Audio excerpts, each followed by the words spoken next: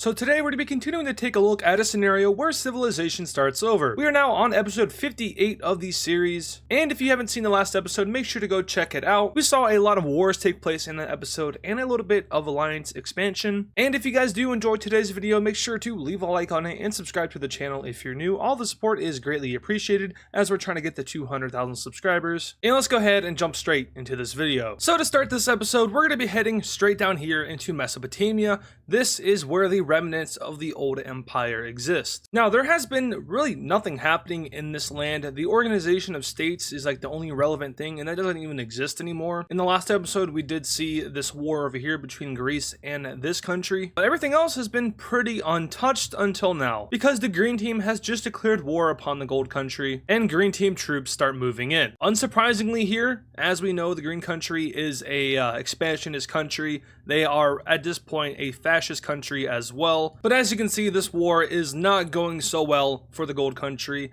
They aren't necessarily like a brand new country. They've been here for a decade or so about now. But the green team is just simply so much stronger. Once again, they are a top 10 in power at this very point in time. And the gold team will eventually be forced to they will eventually be forced into surrender. And we can go ahead and take a look at this peace treaty. And in this treaty here, we can see that the gold team is almost completely swallowed up. There we go, now it is. And the green team now has itself a solid foothold in the Persian region going into Mesopotamia, specifically in the Middle East. And this is downright concerning for a lot of countries, such as this blue Persian country. They are now like worried that they could be next. All of these central Mesopotamian countries are also worried that they could be in trouble. And even like to an extent, the Russian countries are worried. And very similar to like the brown team in Europe, the green team is in trouble of like having a coalition formed against them. The red team could join, the pink team will definitely join to get their revenge, the blue team would join to get their revenge.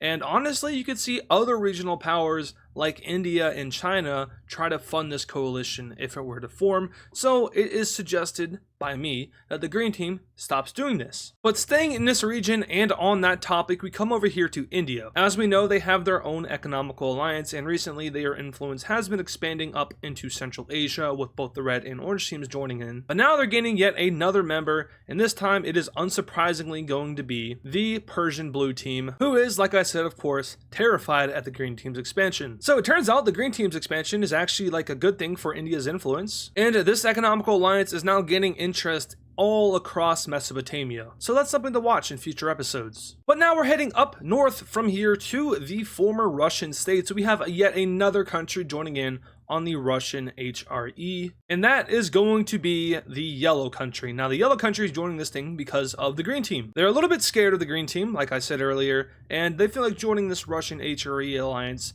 would help them maybe not get invaded. Remember, this thing started because there was a power struggle to see who would be the true successor of Russia. And this thing also has elections, just like the real HRE, to choose a leader who leads the alliance. But overall, it's a military alliance. There is protection guaranteed by all of these states. They all choose to protect each other. However, they aren't protected from themselves, also like the real HRE to an extent. So when a country like the dark blue team here wants to expand their landmass west, there really isn't too much stopping them from doing so, even though that they are in an alliance with these guys. So when their troops cross the border, the pink/purple team will go to the alliance and be like, hey, can you help me stop this invasion from happening? My own ally is invading me.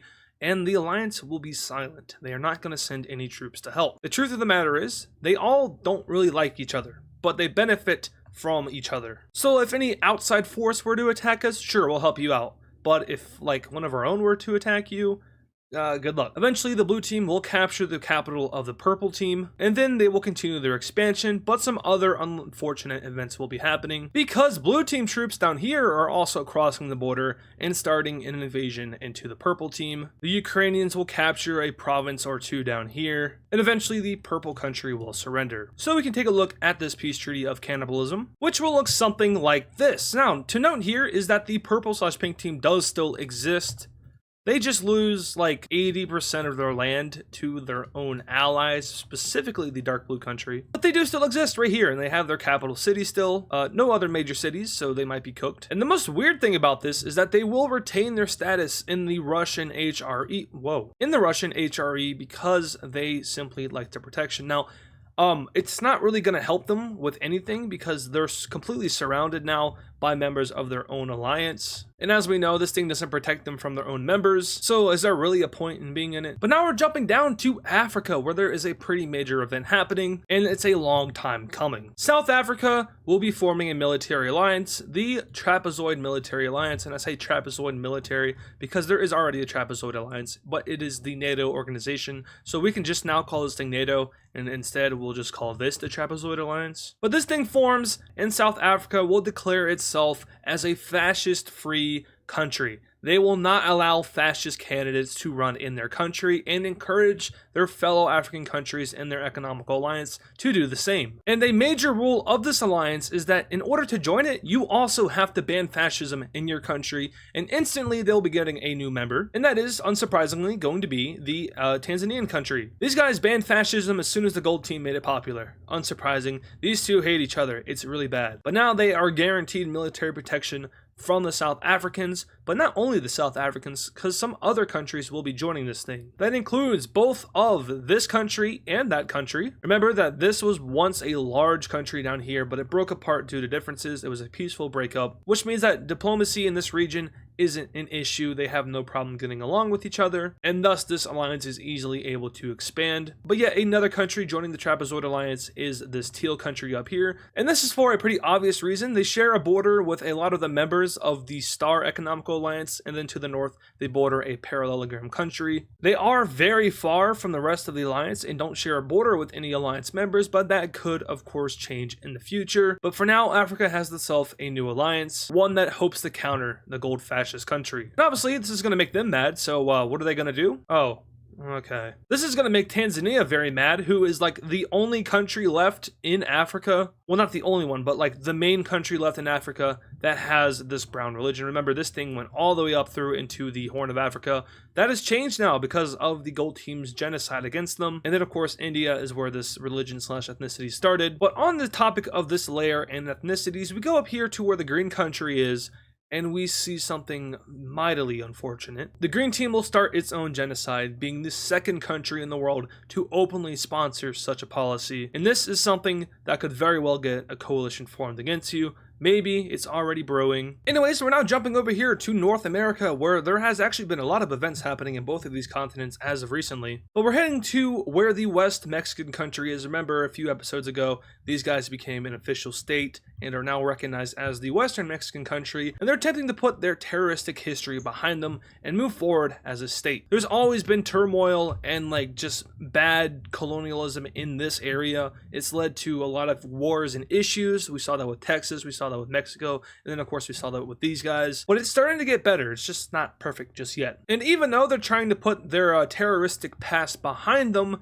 they still have a hunger for something, and that is population. They just now recently gained a few million people from their war with Mexico and taking this western coastal area. And the way that I like to gauge population in this series is by like how small the provinces are. So for example, over here in the old world, you can see the provinces are very small, specifically in Mesopotamia. That's because this is where all of the population in the world is at. You can also see that China has extremely small provinces, a lot of people living there. India has small provinces right here, a lot of people living there. But when you get to areas with huge provinces like the Saharan Desert, there's not a whole lot of people living there. In Europe, you can see they're also really small, but in the Americas, the population difference is a lot less than what it is in the old world and into Australia. So now when we come back over here, you can see how small these provinces are, for example, and you can see how big the Mexican country's provinces are. They don't have a lot of population. They want to change that. One thing leads to another, and all of a sudden the Mexican country claims that the yellow team blew up a train going across a bridge.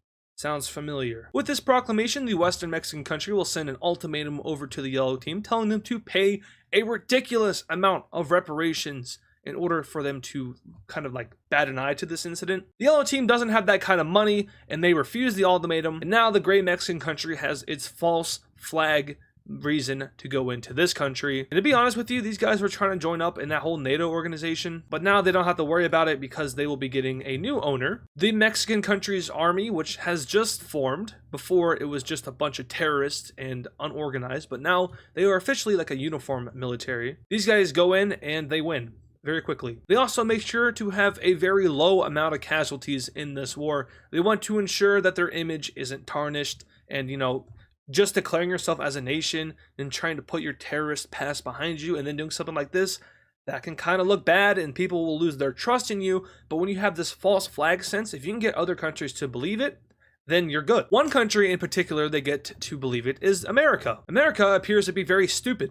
Go figure. Anyway, let's take a look at this peace treaty. And in this peace treaty here, we have something interesting happening. So the Western Mexican country will annex most of this country. However, they will be giving a province over to the Californian country. Why do they do that? Well, a deal was made. The Californians wanted this province for special resources that were there that the Mexican country already had an abundance of. So in other words, they didn't necessarily need this province, whereas California kind of did. They cut a deal saying, hey, we'll give you this province if you enter into an economical pact with us. And that's what happens. California and the Western Mexican country will have a trade organization made between just the two of them. And I'm not going to make this like an official economical alliance because I don't want to have another shape down here, but just keep that in mind. Zooming out now, we can see that North America is looking something like this. It has been very unnoticeable, but this continent has very slowly been losing its countries. The only area that is like relatively safe from invasion is up here in the Canadian area, and that's because the Americans have no interest in going up there. Remember when these guys first got their independence, there was a large coalition formed against the Americans, but ever since then, they've been improving relations, and there really aren't that many hostilities up here in the north. These guys are like the democratic foothold in North America, and they want to be friendly with as many people as possible. So no war. And now we're going down to Australia. Remember, these guys had a certain little ideology shift in the previous video, and they're going to be going on a little bit of an expansion quest up north to these guys. Receiving fund from a foreign power, unsurprisingly. I wonder who could be giving them military aid. Certainly not like these guys or anything. Well, yeah, it's definitely them. But the Australian troops will cross the border, and they'll be sticking to this coastal area, moving up the coast, taking over these largely populated cities, the very few that Australia has. And they are in large part successful, as they see little to no resistance by this Australian country. And these things, to be honest with you, none of the countries in this region have done anything. And this is like the first major event to ever happen over here. But the Australians will move all the way up, take both of these major cities and this country's capital city, which will spell out its defeat as it surrenders. And in this peace treaty, they are fully annexed. The red fascist Australian country doubles its size and gains access to a whole new region, Papua New Guinea. And let's just say that the tanks don't stop rolling here. They load up onto boats, and they are now heading straight towards the Pink Country. Eventually, they'll make a landing in the Pink Country, and this amphibious invasion goes extremely well as they stick to the coastal areas and start pushing up and around. But eventually, the Yellow Country will get involved in this war, and I don't necessarily know what their justification would be, because you could say you're going in to save the people, but like you're invading them with your army, so maybe not. But at the end of the day, the Pink team will fall, and the division of this country will look something like this. So let's take a look at the peace treaty, which looks something like this, with the Yellow Country getting the top half and the Red Country getting the bottom half. Now, in the Yellow Team country, there was a pretty large movement that was very much not in support of this event, and they lose these sets of isles over here, becoming their own independent country. And this is like our first micronation in the series. Sure, you have these guys around here. These aren't really micronations of this. This is a micronation. They have this large island over here, but they decided to put their government right here, pretty far away from any issues. And yeah, zooming out, we'll probably never come here ever again. Just kidding, we will be. So we have a major event happening in France. It's election season. And as with pretty much every election that I've talked about in the last couple of episodes, there are two candidates. One's a fascist, one's a communist. And believe it or not, the fascist candidate is more popular in the north of the country, and the communist candidate is more popular in the south. Now, there is one slight issue though. France borders two countries. One of them is fascist and one of them is communist. So when election time rolls around, the elections are going to get rigged. Much similar to the elections that were in Poland that were rigged. But this time, it's a little bit bad, because both countries, being the purple and the brown team, are, well, they get exposed for rigging the election. And at the end of the day, France cannot declare a winner because of the rigged elections, and this leads to unrest, a lot of unrest. And in an already radicalized population, and with people very heavily supporting one ideology over the other, specifically in the north, these guys are very sold on fascism, these guys in the south really want communism, and their candidate lost, but they should have won, that's what they feel like. So when that happens, you get a proxy war, or a civil war. So on a late night in the year of 2012, two things happen. One, the president of France declares a martial law, and two, he also loses the country. Up north near Brittany, a large portion of provinces start to break away from France, declaring themselves the Fascist Republic of France. And in the south, we see the same thing with a large portion, specifically in Spain, where the old Catalonian country was, interestingly enough, break away and declare themselves the People's Republic of France. And immediately, both the purple team and the brown team will start to supply these rebels, and we have ourselves a proxy war right on the border of these two powers. Now, what we do know is that the brown team is stronger than the purple team, and there is a pretty sizable gap at that. So remember in those rankings a few episodes ago, the brown team was number 2, there was a large gap, and then the purple team was number 3. That's what we're looking at here. So if we're talking about pure advantages, the brown team obviously has an advantage in this proxy war. However, we also have to factor in that the purple team is a member of the Square Team Alliance, which at this point is mostly a communist alliance. Poland and the Farmers Union are both fellow communists. Norway has a left-wing ideology, which has not been named yet. And America, well, we haven't really talked about America, but for now they're just centrist. So it's not just the purple team backing these guys, it's also the whole Square Team Alliance.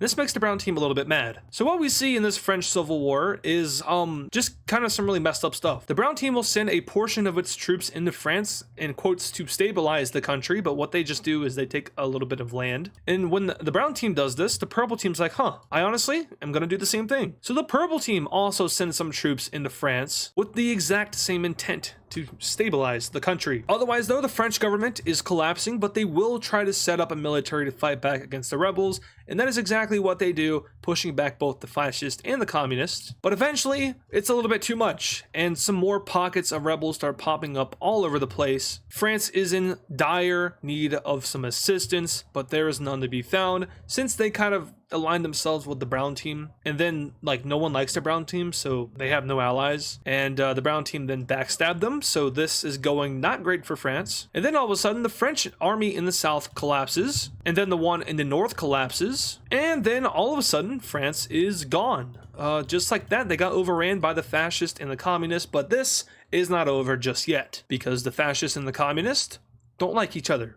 They think they should rule all of France. So the war doesn't stop here, my friends, it keeps going on. The fascists will move south into the communists' territory and try to link up with the purple team to complete a large encirclement, but not before the brown team sends its troops down to kill off all of these troops, which makes the purple team retaliate by doing pretty much the same thing, sending troops into the fascist country and killing a ton of people. Then after this happens, all of a sudden, the orange team regains control of this land, while the yellow team regains control of this land. Anyway, we're gonna take a break from this, let's go check in on something else. We're still doing that, are we? Oh, okay, yep, there, okay. Well, the gold country has completely, I hate using this word because it sounds horrible, but they've in their own terms purified their country. Yeah, that's some really horrible terminology, but that's what the gold team is. They're supremacist kind of they're fascist. I mean, what else do I need to say? Now the green team will see this and they'll be like, dang, I wish I could do that too. So they start doing it too. Even in their own puppet territory, they start to genocide against the red ethnicity / religion. And all of a sudden the green team is once again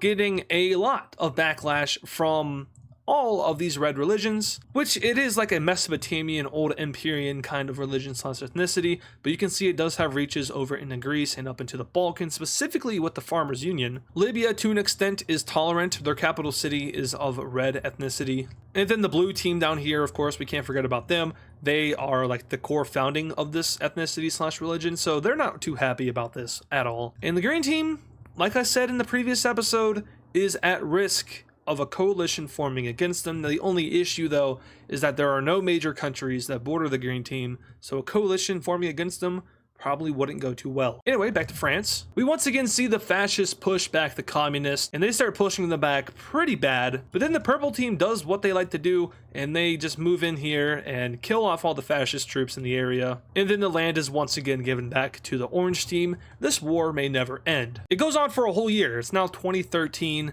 And eventually, an agreement is finally made to just split France into two, being the fascist north and the communist south. But where are we putting the border at? And also, are these guys taking land? Well, there's some tensions between these two. I've said this before, and they have been growing ever since the end of World War III. But Ireland will invite them all over to the capital in Dublin to work out a peace deal, a neutral site where no tensions will be allowed to boil over, because Ireland is the great neutralizer. Not in like a killing way, but they're just extremely neutral. That's what I meant by that. So let's take a look at the Treaty of Dublin. And in this peace treaty here, we can see that France is actually no more. Now, there was some land gains made by both the brown and the purple teams. They gain a chunk of what was France. However, we can see that the fascist north and the communist south do still exist, and they are now independent nations. I'm going to do a slight color shift on this one so you can see the capital. I think that works. You can still see the capital. The thing about yellow though is like it's so hard to do because like you can see the capital city. I used to like change the capital color for yellow countries, but now I just straight up don't do yellow. Anyway, like I said though,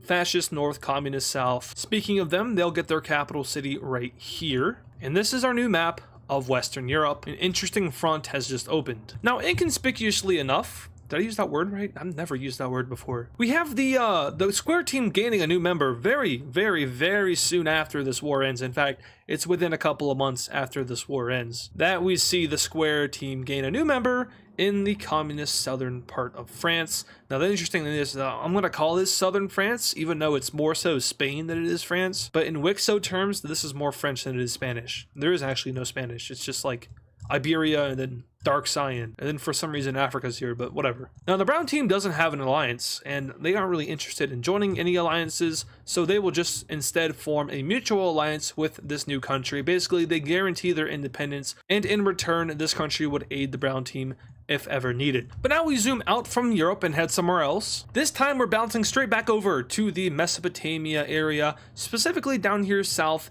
in the Arabian Peninsula to the blue team. Now, World War III ended in 2000. It is now 2013, so it's 13 years past. The world has healed from it. Of course, the nuclear fallout is still affecting everyone to an extent, but technology, in this series at least, has evolved in a way that it counteracts this radiation. So, of course, in our world, we never had any kind of nuclear holocaust where millions died, but in this world, there was one, and people had to adapt from that. They had to, go through with it, which led to new technologies being developed that we don't have in the modern day, which can counteract this radiation and save lives. So in other words, what I'm saying is that the fallout from the nuclear war isn't affecting this world as bad as it would affect our world. And once again, also remember the bombs that were used in that war, very small, not as big as Hiroshima, smaller than that, but still they were nuclear bombs nonetheless. But where I'm going with this is the world has moved on from World War III, and the world has mostly forgotten about this guy, the blue team. Remember, when you take blue and you take red and you combine them together, you get purple, aka Old Empire. Blue is still here. Red, not here. Red is partitioned right now. Red exists. Red is still here, but red is not here. I'm stupid. In other words, what I'm trying to say is that if these countries were to ever let go, it would look like that as the red team, aka the true successor of the Old Empire. But that's not allowed. Not at all. They're partitioned between the Norwegians, the Dutch, I think this is China, and then India. And if the red team were to ever come back, I think the green team would instantly jump them, so that's probably not going to happen. But anyway, back down here, I'm trying to focus on this, the blue team. This is where the Holy Cities Rebellion happened. This is how the whole blue team thing happened. The lore is actually pretty complicated, and I really don't remember how I exactly explained it, but the citizens here, they are just kind of feeling weird. They don't know how to feel. They have their own country back, but when they were a part of the Old Empire, it was prosperous. It was amazing. Life was good under the Old Empire until it all went away. Of course, they are 13 years removed from that now, but still, some people are itching to have this Old Empire feeling back. So the government, which is very pro-people, I think that's something about the Old Empire that I never talked about enough, but the Old Empire was very pro-people up until World War III when it all fell apart. That's when the military dictator took over and it ruined the whole thing. But the old empire had a philosophy of being very pro-democratic on its interior and very hard on its foreign policy, which was more so out of its people's control but still within their interest to an extent. But with this people's fashion and this kind of hunger for the old Empyrean ways, the blue team will declare war upon the pink Emirate team, pink Omani, pink Qatari team, whatever you want to call it. And the blue team troops start moving in. They started special operations into this area while making their main forces go down the coastal areas. This is where some of the oldest provinces in the world are. Of course, the more populated ones are up here and occupied, but there's still hundreds of thousands of people over here per province. And this war is a hard one because the pink team can throw hands. Now, in relation to world events and the ideological shifts that are happening across the world, these two countries are democratic countries. They are chill countries, and there really isn't a single country within Mesopotamia other than what was these guys that experimented with these new ideologies like communism and fascism. So this is just two democracies throwing hands with each other. The pink team will do a good job at pushing back the blue team over here, but they do keep still losing land over here. Eventually the pink team will make an incursion into the blue team over here to hopefully serve as a distraction, and they keep sending their armies deeper into blue team territory, and they are completely undefended, which is found to be very surprising. Major city wise, they are marching straight towards this one and this one, but then all of a sudden the counterattack finally happens. The blue team has been stockpiling forces up over here, and they just plummet right through. It is a straight shot across, cutting off all supply lines and completely encircling the pink team's armies over here. They start to encircle in on them. All the while, their forces over here continue their expansion, pushing out on one consolidated front line across the pink team. They take this city over here and start to wrap around and head towards their capital. The pink team will make a very solid attempt to relink up with their group, but unfortunately the blue team wipes out the group, costing them 200,000 soldiers, and this front collapses almost completely. Next, we see the pink team try to push back and capture this major city, but they are unsuccessful. Instead, now they focus in on taking back this area, in which they do, but they are kind of ignoring the big problem, which is that this is still expanding, and eventually they lose their capital city. And from here, we see kind of like a new war strategy that hasn't been seen too often in this series, but the blue team will just send its army straight up to this city and capture it. Remember, the pink team has lost a majority of its forces, so they can't really stop this kind of thing from happening. We see it happen again with the blue team coming up and capturing this major city, and all around they start capturing major highway systems throughout the pink team, and eventually they finally surrender over to the blue team. And in this peace treaty here, we see the blue team takes a lot of the pink team. They take these two provinces first, and then they take half the country. The pink team is then forced to move their capital somewhere else, and they decide to put it very far away from the blue team, up here in Qatar. And now peace is restored in Mesopotamia. This is like the only war that's happened amongst the countries other than up here in Anatolia since World War III. And honestly, since like the old empire formed, this has been a very peaceful region for a very long time. So war is something that you don't see too often. But this war is going to have some consequences for the blue team that were unintended. I mean, all wars have unintended consequences if you really think about it. These two are big old empire haters. If you remember these two, they were always kind of around for a little bit, and then they got swallowed up. But what's about to happen could also not entirely be the fault of the blue team, but somebody's gonna make an incursion into Mesopotamia, and it's none other than the gold team, who makes a military landing in the south of the green team, comes around and annexes the southern area and occupies it for a few months. Now, why doesn't the gold team go all the way up? Well, that's because they're looking for something, and that something is electoral change. You see, these two countries are democratic countries. They are anti-fascist countries. They don't support this ideological shifts. They're just pure Democrats, and they're much like all the other Mesopotamian countries. But when the gold team starts invading here, it's obvious that there needs to be some kind of change, and they eventually take the capital city of this country, make another landing, and then capture the capital city of this country. And both of these countries, they don't surrender, but what happens is that they have new regimes installed within them. They're not being asked to give up their sovereignty or anything like that. The gold team simply just wants two things. They want them to be fascists, and they want them to be their puppet states or their buffer states. You see, the fascist country knows that if the blue team continues on its rampage, then they could more than likely form somewhat of an old empire. Like I said, the old empire is a very popular idea in the blue team, and it honestly could be a very popular idea in each and every single one of these Mesopotamian countries. It was a people's republic. It was strong. It was stable. Life was good in the old empire. People want that back. But the thing is, the world isn't going to let it come back, no matter how good it would be for the people. And that's simply because there's too much population and too much prosperity that would happen, meaning the old empire, if it were to reform, it would almost be just as strong as it was when it fell. World cannot have that, especially the regional powers of the green team and the gold team and Libya. They know this. They know that it can't come back. So the gold team now wants to expand its influence up into Mesopotamia to try to, I guess, change the minds of these countries, which honestly, this kind of thing is not going to do that. If anything, it's going to push them even closer to like unifying. But now we can take a look at a quick little peace treaty in which we see two things happen. The gold team takes this land from these countries, and then they are forcibly added into the Parallelogram Alliance. Remember, this is a military alliance, and it is now the biggest military alliance in the world. It already might have been. Actually, it might have been the Square Alliance. No, when they added the Orange team, it was equal with the Square Alliance. But now they've officially overtaken them, I think. Now, what these fascist countries are going to do is that they're going to go into Mesopotamia and they're going to offer them up to join their economical alliance. Now, this thing is very stable. Remember, after the African Civil War, or I guess the African Union Civil War, when the West African country broke away, there were two economical alliances. The one that the West Africans had and the one that the Mediterranean country had. The Mediterranean one had implemented its currency across all of northern/western Africa to try to stabilize everyone after the, I think it was the Second World War or the first one. Their currency ended up failing and the West Africans came in, they implemented their currency and it was a lot stronger, and that's why you see the star everywhere. And ever since then, it has just grown and it is still one of the strongest currencies in the world, right behind the NATO currency, which is the strongest. So this is a very appealing offer to a lot of these countries. And will they get anyone to join? Yes, they get one country, the purple country. They join. This is not the old empire. I know it's the same color, but it's not the old empire. It's just purple. And that's the only country they get to join because everyone else is like, no. So there is opportunity,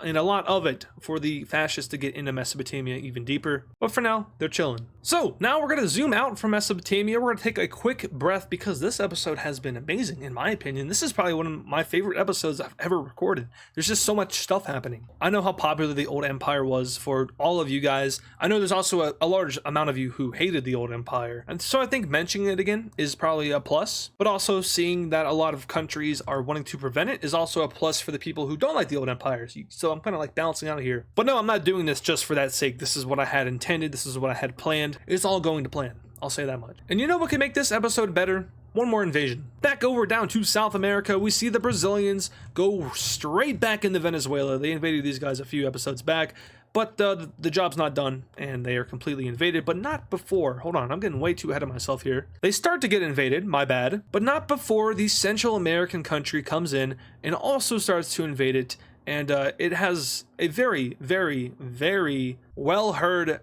reason for doing this. I say it a lot, but it's to free the people from the fascists and prevent them from being toppled by this crazy regime. It's actually just for land gain, but who cares, right? They said they're doing it for a good cause, so they must be telling the truth. Anyway, what the purple team does is they basically just like set up a boundary, push up to that boundary, and then stop while the fascists go in and finish off the rest. And these guys don't have any beef with each other. The Brazilians understand that the purple team just wanted to expand, and you know, they're not like hypocrites or anything, so they're not going to call them out for it. They're like, it's whatever. But we are going to sit down at this peace treaty together, and I might try to like bend your arm so I can get a little bit more land than what I have here. So they meet up in Cuba, in the capital. I don't know what city is actually there in real life, so this would be the treaty of whatever city is here in real life. I can see it now on the wiki. The treaty of whatever this city is called in real life, and that's actually what it's called. But no, not really. Also, there is a WICSO wiki. I don't know if I mentioned this before in the videos, but it's pretty cool. Go check it out. Talked about it in the community post, but if you do go there, don't mess it up. Don't be that guy. People work very hard on this thing, and it's awesome, and I think that it should be expanded on. So go help them out. Don't ruin it. Please don't. I would hate it if you did that. That would make me very sad. But let's take a look at the treaty of whatever this city's name is in real life. And looking at this treaty here, we can see that the Brazilians did exactly that. They definitely bent their arm at the table. But there are some pretty notable things that happened here. First of all, there was a new province created down here. This just gives Brazil access to the Pacific Ocean, which was one of the main reasons they started to invade Venezuela.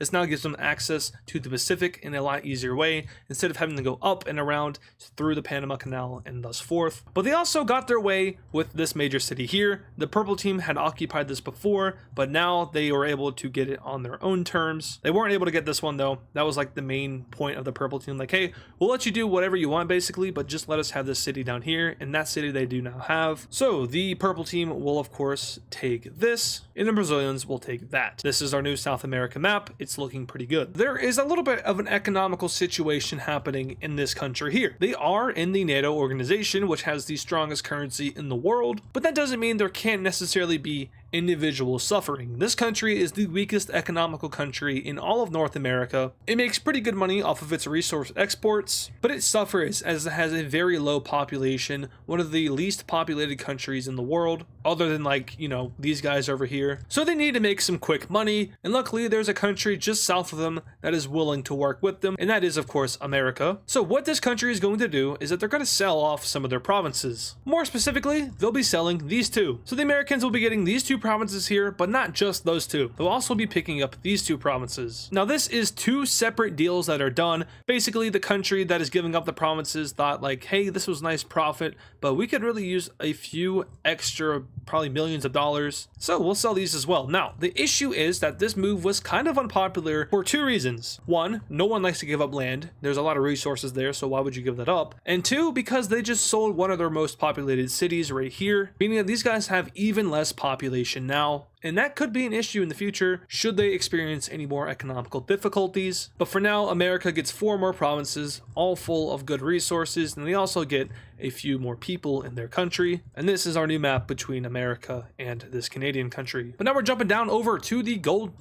When did this happen? I don't know. Why is this here? It's on the major city layer, which that doesn't even explain it. The green team low-key might have just lost a major city and we'll never know. But we're going down to Africa with the gold team because they are, well, they're expanding again. These guys don't know when to quit, but now they're going after this red country here, and unfortunately for them, they never joined the South Africa's military alliance. But this could be a wake-up call, but unfortunately it's too late. The gold team's troops are already entering into their country, and the invasion begins, and it doesn't go good for them at all. They don't even lose anything big, and they eventually just surrender, which is actually probably a plus. If you just like surrender early, you probably don't lose your entire country. So let's take a look at what their treaty looks like. It looks something like this, so the gold team will take all of this, and I do want to say there was a new province created. It's this one right here. This whole thing right here, including all of this, that used to be one province, but that would have looked really stupid, so I just made a new province. The gold team doesn't get any new major cities from this, but there could be resources here, and there could also be area of opportunity to, well, you know, in fact, the entire province they just annexed is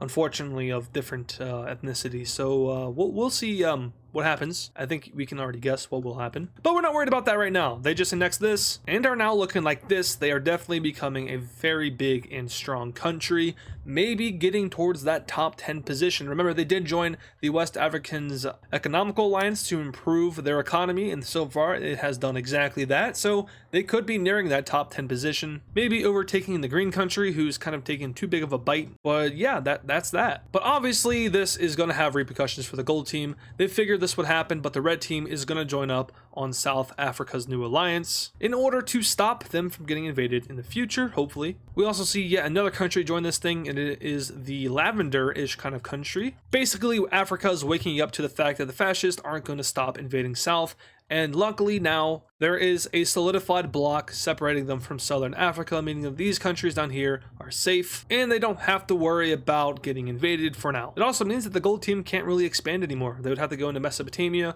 or maybe even invade one of their closer allies. They're not actually really allies, but they do just share the same currency. But now we're going to zoom out because I think it's time that we address the ideologies of the world. I think it's fair to say that we need to create a new layer so we can kind of see the ideologies across the globe a little bit better. Right now, it's not very clear, and this is something that I wish I would have done very early on in the series. We could have seen the different monarchies, the democracies, the aristocracies, oligarchies, but I just never did it. But now we're implementing it 60 episodes in, so better late than never, I guess, but that is my bad on that one. Let's see how this new ideology map looks. And I think this is how we're going to do it. This took me maybe 15 to 20 minutes to do. I think I messed up in a few places, but I think this is what we're rolling with for the ideology map. So this is a lot to look at, obviously, and where there's a lot of countries like in Mesopotamia, it's really hard to look at, but I'm going to break it down for you, and I have some notes that I want to share. So doing this, I was able to figure out how many countries there were in the world. As of right now, episode 60, there are about 131 countries in the world. Now, I could have miscounted. I might have missed a country or so I don't want to like say that number is final, but just as a general idea, there's around 131-ish countries in the world. No, I did not forget all of the island nations over here. I got all of them. So let's break this down a little bit more. The main ideology in the world, but it has been shrinking, is democracy. There's 81 countries that are true democracies, and I say that, but true democracy doesn't really exist. It's like representative democracy, which is what most of the world uses now anyway. So there's 81 of those. Those are like the darker blue countries you can see. China is one of them. India is another one of them. And Greece is one of the staple ones. And you can see in North America, it is very popular. There are only democratic countries in North America, no other ideology as of now. Now you might notice this lighter blue color, and that is a flawed democracy. There are 22 flawed democracies in this world. What is a flawed democracy? It's a country that calls itself a democratic country, but might be lacking in some of those democratic principles. So you can't really call it a full democracy like all these other countries. Maybe there's like a history of some weird sketchy stuff happening. Maybe there's a lot of corruption. But at the end of the day, these flawed democracies are the countries that are a lot more likely to shift in ideology compared to the pure democracies, which it would take a lot for them to shift. But we have seen it happen before, like in Brazil and in Africa too. It has happened a lot in Africa. But now we can talk about all the other colors, which are the more interesting ones. The next most popular ideology is fascism. There are 13 fascist countries in the world as of now. There's only one fascist country in the Americas, and that is Brazil. Fascism is represented by the brown, by the way. You can see in North Africa, it is very prevalent. There are about 5-6 countries right here that are all fascist. This one right here just recently turned to fascism, and that's most likely due to both the gold team and the West African team's influence. There are also 2 right here. We discussed this in the last episode. And then in Australia, of course, there is the 1, and then the green team is fascist, and then the brown team is fascist along with northern France. And now for the next most popular ideology. It isn't communism, but it is a form of dictatorship. Now, these countries don't necessarily have a direct ideological identification. Instead, we just define them by their ruler, and it is usually going to be a ruler that is a dictator and who has been in power much longer than he should have been. There are only a few of these countries in the world that are true dictatorships. There's 2 in South America, there's 2 right here in Africa, and then there's 2 over here in Central Asia. They all are kind of next to each other, interestingly enough. But if you look at history, you would kind of understand like how this happened. And even so, like you can see there's 2 dictatorships right here. That's probably due to their surrounding powers. Now, also the sizes of the circle don't mean anything. It's just like the scale with the country. So just because like China has a huge blue circle, it doesn't mean they're the most democratic country in the world. That's just the size of it with the country. Makes it easier to see as well. But now our next most popular ideology is communism. There are 5 communist countries in the world, and they're pretty much all in Europe. There is the Southern French country, Italy, the Farmers Union, and Poland. And then jumping over here, there is this former Korean country. They are also full-on communist. The next most popular ideology in the world is one that is very unique to a region, and that is up here. We have Scandinavian socialism. Like I said, Norway was experimenting with a form of left-wing ideology. They didn't want to go full-on communist because obviously that limits your people, and Norway is a pretty democratic country, so they have this Scandinavian socialism, which is basically just a code word for democratic socialism. It's kind of what they're doing in real life, but a little bit more extreme, more big government basically. But Finland has taken on Norway's ideology, and so far it's doing them pretty well. Norway and Finland are close countries. They don't share the same alliance, but remember, the Finns helped the Norwegians in World War III, so they have been building a pretty close bond with each other. And now there are 2 other ideologies we need to talk about. There is monarchism, and there's only one country on this map that is a monarchy, and it is purple. And then finally, we have another unique ideology to the red country. It is being called Tibetism. And remember, this country right here is a very unique one. They have their very own religion, for example, the pink religion. They're tolerant of other religions, so of course there are some other religions that do bleed into their territory, but for the most part,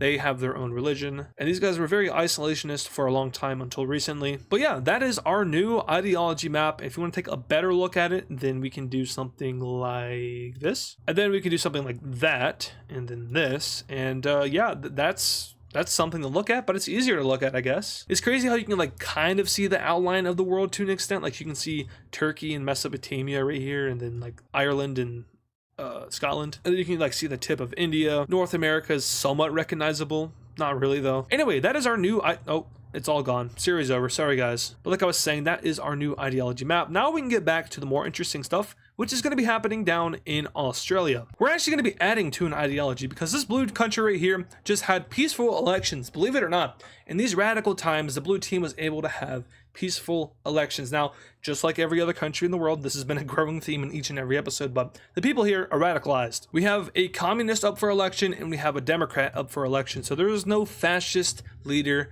up for grabs. They simply reject it because of what happened right here. It's not banned, it's just not popular. And who wins? Well, it's the communist that wins. And this blue country goes full on communist, which means that there are now 21 flawed democracies and 6 communist countries. So with their move to communism and hence a dictatorship, now I know that communism doesn't exactly equal dictatorship, and I guess fascism, you can say that too, but in history, all fascist countries were usually dictatorships. But in this series, if you're a communist or a fascist, you automatically are going to have a dictatorship. That's just how this series is going to work. It gets too complicated if I try to change that up. But this is a dictator that was voted for by the people. That's fun. And his ambitions are to overtop the fascist. And the fascist ambitions are now to overtop the communist. You see how this works? Now, there is one glaring issue on the Australian continent, and that is the green right here. And the green team is like, oh no. Now these guys are pure Democrats. They don't have to worry about, like, you know, their elections getting influenced at all, but they could be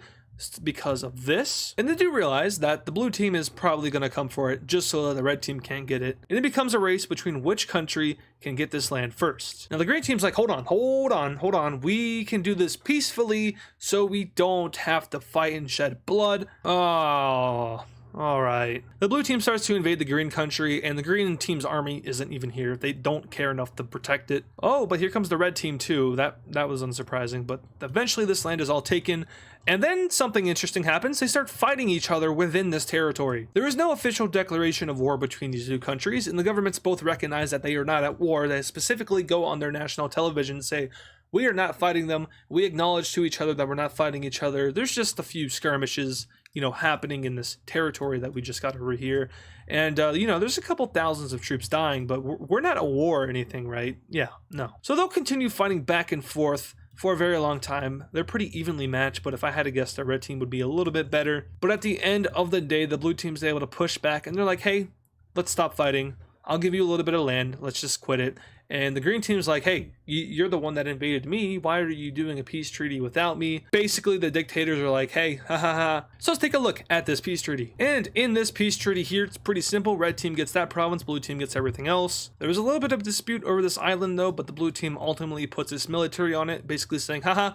Ha ha ha. And this is our new map of Australia, split right down the middle between a communist and a fascist country. I'm sure this will be peaceful in the future. And it looks like Oceania might finally be heating up. Some events have been happening here recently, and yeah, it's finally happening. Events in these weird continents that are never talked about. I am not noticing that the shift of the series has kind of been on Africa, and it's now spilling over into Brazil and into Australia. So that's good because these areas aren't talked about a lot in this series. So I feel like this is a good thing. But we won't forget about Europe because Europe, there's always something happening here. All of a sudden, the Dark Scion team is going through something. And if we take a look at like the alliance map and stuff, you'll remember that these guys were aligned with the West Africans. And that's cool and all, so like surely there wouldn't be, okay. This was a long time coming, but the Dark Scion team finally switches over to fascism. They've always been like a little sketchy country that's been kind of unethical in a lot of ways, but now they've finally done it. They switched to fascism and aligned themselves with the West Africans, which is kind of a huge blow to the communists who are hoping to expand their influence into Iberia, hoping to just cut off any connection between the brown and the West Africans. That would be a pretty big issue if an ideological war were to ever break out, but hey, we don't gotta worry about that. Anyway, for our last event in today's video, we're hopping over to the Russian HRE. These guys, I guess it's worth mentioning, but these guys are all flawed democracies. So it isn't too surprising that there's been some backstabbing here and there, but they will be getting a new member, and that new member is going to be the gray country down here. And what's very interesting about this is that this is not Russian land. This is Old Empyrean land. It is a very stark contrast to what has been like the norm down here, which is very pro Old Imperium. These guys all like the idea of the Old Empire. Like I said in the last episode, is super prosperous, and a lot of these countries wouldn't be opposed to having it back. But this is weird because this was Old Imperium, and now they're aligning themselves with Russian ideology, or more so the Russian HRE, the Holy Russian Empire, which isn't holy, which is now not Russian either because of these guys, and it is also not an empire. So I guess the joke with the HRA in real life also applies to this one. And I will never probably talk about like who the ruler of the alliance is, because remember I talked about those elections. I'll only mention like the true ruler of the alliance when it's necessary. I don't know if it even ever will be, but for now you guys just make it up. Every episode there can be a different ruler of this alliance. I'll let you guys theorize with that and do your own thing. Like I said, I like to give you guys control of this series to an extent. So this is all dandy and all, but an ultimatum just got sent to one of these members, and that's not fun. The green team just sent an ultimatum over to the yellow team. Now the green team is on a chill pill right now. They understand how dangerous what they're doing is, and they really want to stop sending their military out, because that can really, backstab them. And one of the countries that they can see forming a coalition against them is the HRE itself, which all of these guys combined together is like a mini Russia. So that would be kind of hurtful. These aren't really strong countries. Their economies are destroyed by all the nuclear devastation, but all together, they could probably do a little bit of damage. For example, they'd be able to topple Poland. They'd be able to probably topple the pink team, and they'd probably be able to topple this Caucasian country altogether. So like with their force combined, which only ever happens if one of them is attacked, they are kind of strong. They're like a mid-ish power, but on their own, they're not anything. But going back to the altogether thing, they aren't anything compared to the green team, and they know that. So here's the deal. We sent these guys an ultimatum, and what this ultimatum says is that you're going to cede over a little bit of your land. I don't want to take your whole country. I just want to take a little bit of your coastal area. And in exchange, we're going to sign a non-aggression pact saying you won't attack me and I won't attack you for the foreseeable future. How many years? I don't know, until it's relevant. And the HRE is going to consider this as a group together, because they do like to do their foreign policy as a group.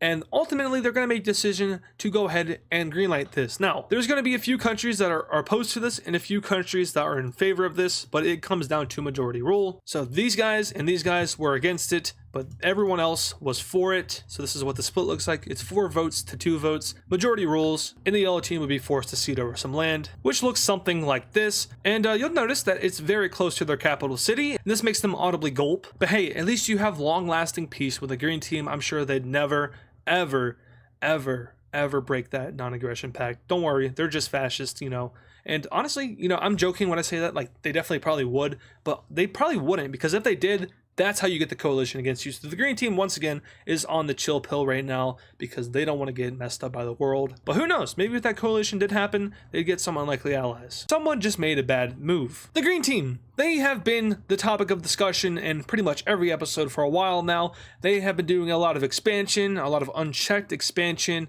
And most recently, they had a ultimatum sent over to the yellow country, which gave them a lot of land right here in exchange for a non-aggression pact between the Holy Russian Empire and the green team. Why are we talking about the green team? Well, they might have, maybe, very possibly, just had a little bit of an issue on the border. You see, when they did the ultimatum, they gained a few provinces from the yellow team here, but the army doesn't really know where it's at, and they kind of just do this, thinking that they own this area, and this is right next to the suburbs of the capital city of the yellow team. And then they kind of do this. They end up shooting some yellow team troops. Where have I heard that before? A border skirmish because they don't know where the border is. Did that cause a world war in this series? No, definitely not. But the green team's troops shoot the yellow team's troops thinking they entered into the green team. That sounds so familiar. And of course, the yellow team is going to shoot back, and all of a sudden we have ourselves a war between the green team and the yellow team. Now the green team's going to come out and they're going to outright lie. They're going to say that the yellow team troops attacked them, so this isn't them breaking the non-aggression pact. This is the yellow team breaking the non-aggression pact. Luckily though, this is the year of 2015, so there are surveillance cameras, and they have the footage. They have the footage of the green team shooting the yellow team. They show it first to the Holy Russian Empire, and then the Holy Russian Empire shows it to the world, and it's not really that much of a misunderstanding. The green team attacked the yellow team, breaking the non-aggression pact, and now we have war between the green team and the Holy Russian Empire, which was very surprising to all of these countries, except for these two. They knew it was coming. Remember the vote in the last episode? These two voted against following the ultimatum. Everyone else was for it. But hey, you are committed to the Holy Russian Empire, meaning that you have to fight this war, and they will. All of these countries send their troops down to the border to fight back against the green team, and the green team will of course retaliate by just full-on invading all of these countries, and they start moving in to both countries pretty quickly without much resistance. But there is one slight issue in doing this, and that is that their aggressive expansion has surpassed 100. That's a reference to a video game. Do any of you play the game? I've played the game on the channel before. I'm sure some of you know. And when that happens, you get a coalition formed against you. And unfortunately for the green team, they're getting a coalition formed against them, and it's not a pretty coalition. Because the HRE was the one attacked, every country that joins this coalition is going to become an unofficial member of the HRE. Not really, I'm just doing this so you can see who's in the alliance and who is joining the coalition. But the countries include the pink team joining the coalition, the Persian blue team joining the coalition. So far, not so bad. The green team can definitely hold off all of these guys. Okay, the Caucasians just joined the coalition. Oh, and the red team is joining the coalition. Oh dear God. India joins the coalition against the green team, and all of a sudden the green team's like, what? And the fascists are finally getting jumped and finally getting the beating that they deserve, because they've been invading way too many countries recently. And unlike the gold team, who is like geographically isolated and surrounded by allies, the green team isn't really surrounded by any allies. They have 0, and they're also geographically next to a bunch of countries that freaking hate them. So when you put 2 and 2 together, and it was bound to happen, but yeah, this isn't going to be pretty. So the Indians will send their troops up into the Persian country, and they will actually have a joint military operation. So what that means is that when you see this isn't just Persia, this is also India invading. And to put it simply, this isn't going to go well for the green team at all. They are a top 10 power, but they're fighting against the strongest country in the world, and they're fighting against the HRE, which I said this before, but their combined strength is enough to take out Poland. It's enough to take out the Caucasian country. So when they're all together and formed under one army, it is a formidable force. We can also talk about the pink team. They want revenge. Remember, the green team fought them off a couple episodes ago, but it's time for revenge. So what is the green team's strategy in this big old gangbang? They don't have much of one. They're losing pretty bad to India and Persia in the south. The red team, of course, is going to do their thing. There's a lot of nothing over here. I mean, they already took 2 major cities. That's cool. But like right in this area, there's just like a whole bunch of nothing. Where a majority of the green team's forces are going to be fighting is up here in the north, taking on the HRE. Maybe if they're able to take out the HRE, then everyone else will leave them alone. That's unlikely, but we'll have to see. Also, screw you, pink team country. Troops are going to go into there. Over here in the yellow country, the green team's forces are going to continue to expand out. This is where a bulk of their military was until the coalition formed, and now they're all rushing back down south. But they do a lot of damage to the yellow team and almost take the whole thing out. I'm going to hide the alliance layer, but just do remember who is involved: India, red team, pink team, and the Persian team, and then the HRE. And these guys. But yeah, the green team's doing pretty well against their northern neighbors. That's because they're also the weakest neighbors that they border. The red team over here is going to go ahead and start to invade into the puppet state. And this thing is literally just a puppet government. It's not very strong. It doesn't have really any major cities either. So they reach down here to like the more Iranian mountainous area. I know I don't talk about geography at all in this series, but we will right here. And this is where they stop their advance. They just kind of chill here. They do have a special force go out and take this major city. That was cool. But once again, they're just going to kind of chill. Maybe they'll try to help out up here, take this major city, and fight back against the green in the south. But in all actuality, they would probably start getting beat. And it's pretty bad, but we have to worry about something else. Still, the green team is getting beat in this area pretty bad, and eventually they might even start to see something that is an issue. What could possibly be an issue other than the coalition? Oh yeah, rebellions. Ouch. The gold team, which they just recently annexed, is rebelling, and this rebellion even extends all the way into their puppet state. And all of a sudden, the green team is losing its grasp on the southern region over here in Persia. It's really not looking too pretty for them, as the red team is now leaving from their defensive front and expanding out into the puppet state. Indian forces, which have little to no combat experience, are doing very well for not having any combat experience. They've taken the most major cities out of the coalition so far, and the green team is losing its control of the southern area once again. And once the Indians and the Persians reach up and capture this major city and cut this off, we see a domino effect happening, with the rebellion taking back almost all of its land and the red team taking everything else. Meaning now the red team can focus its forces up north and pushing back the green team up here, in which they do. On this front line, however, it's still not going too well for the HRE, as the yellow country is almost completely wiped out, and green team troops now enter into the blue country, moving up and even taking their capital city. Ironically enough, the 2 countries that did not want to accept the green team's ultimatum are the ones that have lost their capital and have lost most of their country, whereas the ones that did want to submit have everything still. So It's a cruel world. Let's check in on the pink team. All right. Yeah, the pink team is not very strong. They're a dictatorship, and I think we can look at the ideology map real quick. Yeah, they're a dictatorship. That doesn't mean anything, though. And these guys are going to capitulate. This is a pretty big loss for everyone else because now the green team can do something like this and just sweep through the blue country. And it's going well for them up north. Just down south is still where they're struggling. Now, their troops have reached the red team's front and have started to push them back very slightly, but still down here against India, they have done all but nothing. And now the Indians and the Persians are right on the border of their capital city, more so on the outskirts of this probably metropolitan area. Down here, though, the green team is going to have a pretty successful counteroffensive, and this is their first successful counteroffensive against the Indians and the Persians. They retake a major city and meet up with the border of Persia, and this is seen as a great success for the green team's military. However, their extent over here has reached its limits as all of the HRE troops are now pushing back, and they retake this capital, okay, and they retake that major city, okay, and the red team pushes all the way back, and then you lose this city again, and now all of a sudden the yellow team has its capital back, and the HRE looks like it's starting to maybe squeeze you out of their country. Hey, maybe you should like pull your troops out before. Yep, that's a smart move right there. Pull them out. So the green team will completely abandon this front to an extent in order to avoid encirclement. Up north here, their army is still getting pushed back, and now it's getting pretty alarming in the capital city of the green team because, hey, do we have a plus or a negative amount of land? And honestly, I'd argue that they're probably at a negative right now. The lighter colors you see down here, plus the gold, that is all land that they have lost. And then I do still have all of this up here, so maybe it balances out, but that's not going to be the case for much longer at all, because now the red team is they're coming. They have pretty much just like stopped any advances over here. There's nothing here. There's no point in invading that. Let's just go to this area. And that is what the red team is doing. They are completely in on this coalition. Now, this is a pretty big policy shift for them because, like I said, they are a pretty neutral country. They're a pretty isolationist country. They got opened up pretty recently, first by China and then by India. They've started to shift towards India's side more than China's side. We'll talk more about that after this coalition is over. But they are fully participating in this war because they believe that this is no bueno. Also, pink team insurgents. Oh yeah, this thing is cooked. India will now send even more military forces up into Persia. First of all, they were kind of like sending like just like, you know, they're sending a lot, but like not as much as they probably should be sending. Now they understand that the green team is on like the retreat.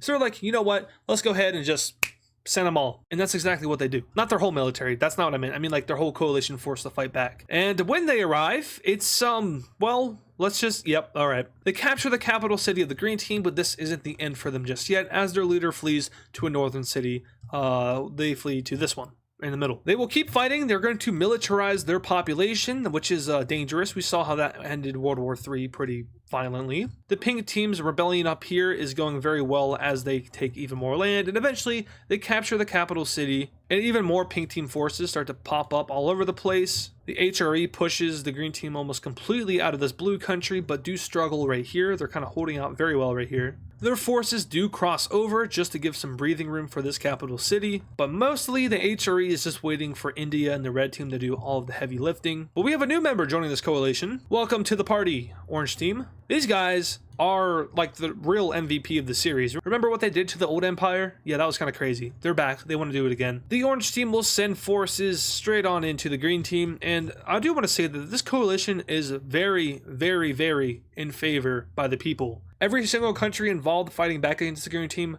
is like overwhelmingly supporting this. It is also worth mentioning that all of the countries that are fighting back against the green team are almost all democratic countries, with the exception of the pink team, which had a dictatorship, and the red team, which has its own ideology, which I don't even know how to describe it. It's just like very unique compared to the rest of the world, so I can't really say exactly what it is. Is it a form of democracy? Is it a form of something else? I don't know. I'll leave that up to you guys. Maybe it's whatever you guys think it should be. But the orange team's entrance into this war isn't gonna like shift anything. I mean, they did capture a major city, so good for them. But it's just more troops to throw around, which is gonna help the coalition out no matter what. So at the end of the day, it is a good thing. India and Persia capture even more major cities, and at this point, the strategy has shifted from just, you know, taking a bunch of land to taking a bunch of major cities. Each and every single one of these countries will sprout out and just take this area. The red team will now focus itself on moving upwards over here, so they'll be leaving this to everyone else. Meanwhile, up north, the pink team will completely reconsolidate itself with all of its army groups and recapture 2 of their major cities, that's actually all of them, and push the green team almost completely out of their country over here in the east. Once again though,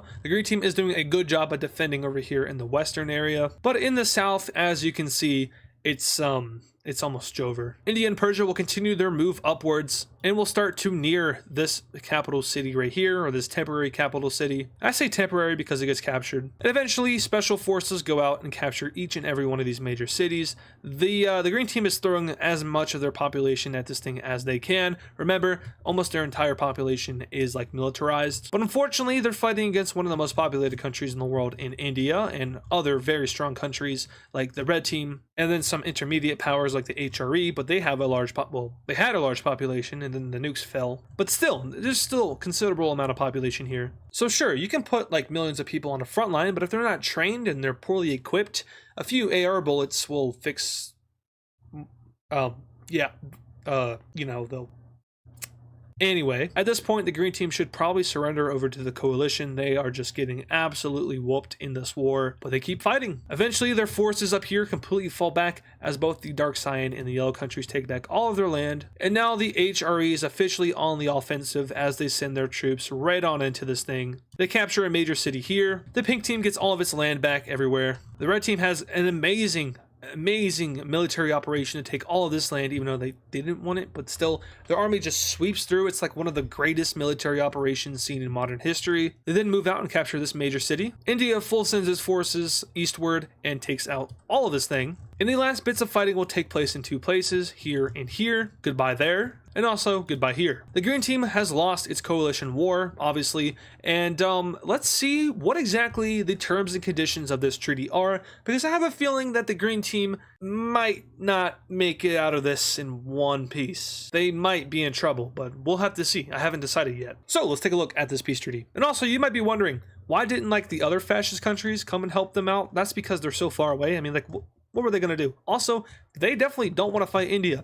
That's a battle they don't want to fight. That would take forever. Honestly, a war between the gold team and the Indian country would just be a war of attrition. I don't think either one would make a landing in the either. That's because the gold team's military is insane and India's economy is insane. So they just kind of like balance out and bounce off of each other. It would just never end. But this will end, and it is ending. So let's get to this peace treaty. Like I said, third time's the charm. And in this peace treaty here, we have the unfortunate, but maybe not so unfortunate, downfall of the green team. This thing is getting divided up completely. So you're probably really confused on what you're looking at, because it's a lot of lines, but this is kind of how the partitioning is going to go. First of all, I want to divert your attention to this teal-ish line. This is the pre-World War III borders of the green team, going all the way up here, up to this pink team border here, and following it all the way through here. And then it extended over to here. Those were the pre-World War III borders. So the first asset of the treaty is to revert the green team to its pre-World War III borders. That means that the pink team gets all of its land back, and then from here it's a little bit more complicated because it shifts to post-World War III. So this country will get its old land back, but will also now gain access to the Caspian Sea. This country, which did exist and then got annexed recently, will also be re-released, but it will also be given a little bit more land, now extending up here to the Persian coast and having access to the Caspian Sea. Before that, remember in post-World War III, the green team did have a puppet state here. Eventually they expanded it, but now it's looking something like this. And this was also part of the puppet state, but recently it was a part of the old empire. This is a province of it, but they will now be given over to the dark red team. And then we have the releasing of a new country, that is this country. This is a familiar color. I do sometimes like to try to keep it familiar with these countries. This country did exist at one point and now it's back, but I low-key might be shifting its color a little bit to like that so you can see the cities better. And then we have some land gains, so the orange team gets this land, the red team gets this land. And then we have yet another new country forming right here. This is going to be a teal country. And then right here we have yet another teal country.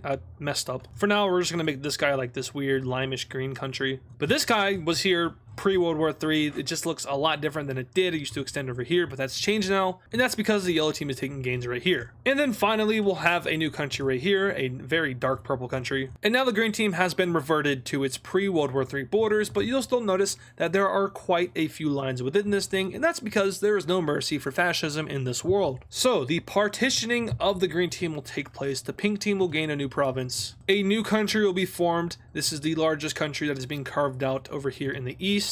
And then we come down here to this more core territory. We have a purple country here, an orange country here, and then we have the remnants of the green team they will be allowed to exist just in a very small state. So goodbye Green Team Empire, goodbye that, kiss that top 10 ranking goodbye, because you just got humbled. But you might still notice something weird about this map, and you will come over to this piece of land here. This right here is a core province of the pink team. They lost it to the green team, but the pink team thinks that they should be getting it back, whereas the yellow team thinks that this should be a gain for them, since they were the ones directly attacked by the green team. So they should be getting a little bit more land than what they have gotten here, and that's a fair argument. But the pink team greatly disagrees, because this is a core province. Not only that, but it was also the previous capital of the pink team. Remember, they had to move their capital up here. So this creates an issue, and this is what's agreed upon at the peace treaty. The yellow team will be given full control over this province. However, the pink team has a claim over it, and thus it is disputed territory. And that disputed territory will be represented by this. I tried my best to make them straight, but that's what we're gonna go with. In the thumbnails, low-key, you probably won't see this. It'll just be yellow, but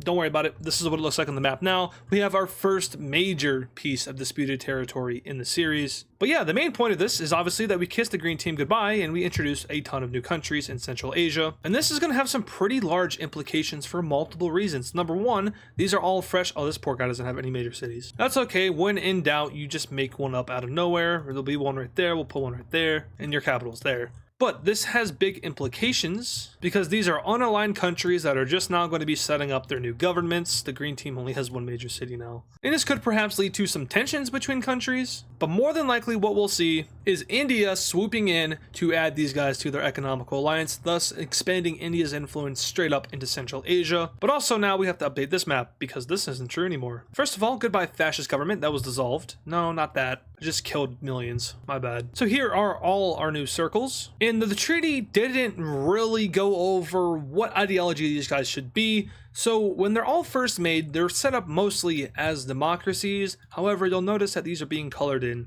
as flawed democracies. And that's because the window is open for these guys to switch it up. Of course, India wants them all to be democratic. Maybe Tibet wants them to be their ideology. But most of the countries involved in this war were democratic. So it makes sense that they do start out as flawed democracies as opposed to anything else. The brown team, however, down here, I will say they are pure democracy. They are just basically restored how they were before the green team invaded them. So no big difference there. But we will have to see in the next episode how exactly these countries shape up. Because like I said, I'm sure a lot of countries want to go ahead and exert their influence and ideology upon this area. This has huge potential. And I'm an hour and 6 minutes into recording, and there has been only one event in this video. Isn't that crazy how that works? And I just checked, if anyone was curious, there are now 82 democracies, 31 flawed democracies, and 12 fascist countries in the world. That is a rough estimate. I hope it's correct. I counted them all, but it could be wrong because sometimes my brain does not function correctly. Anyway, with the loss of fascism in Central Asia, the Parallelogram Alliance is like, dang, that was an avenue for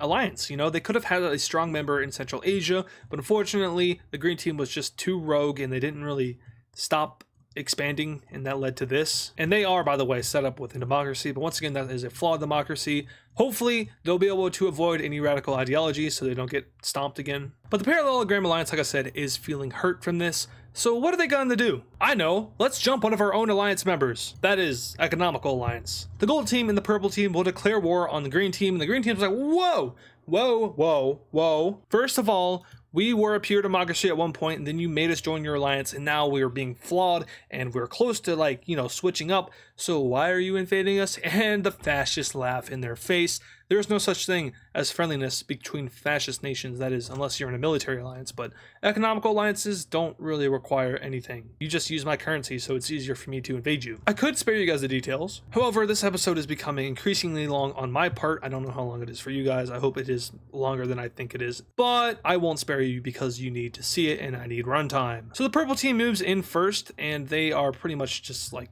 unstoppable. I mean, this green country here, they got nothing going for them. They're weak. They're probably one of the weaker countries in the world. So when the one of the strongest militaries in the world start moving in and their friend starts moving in, it's pretty clear that you are going to lose, and that's what they do.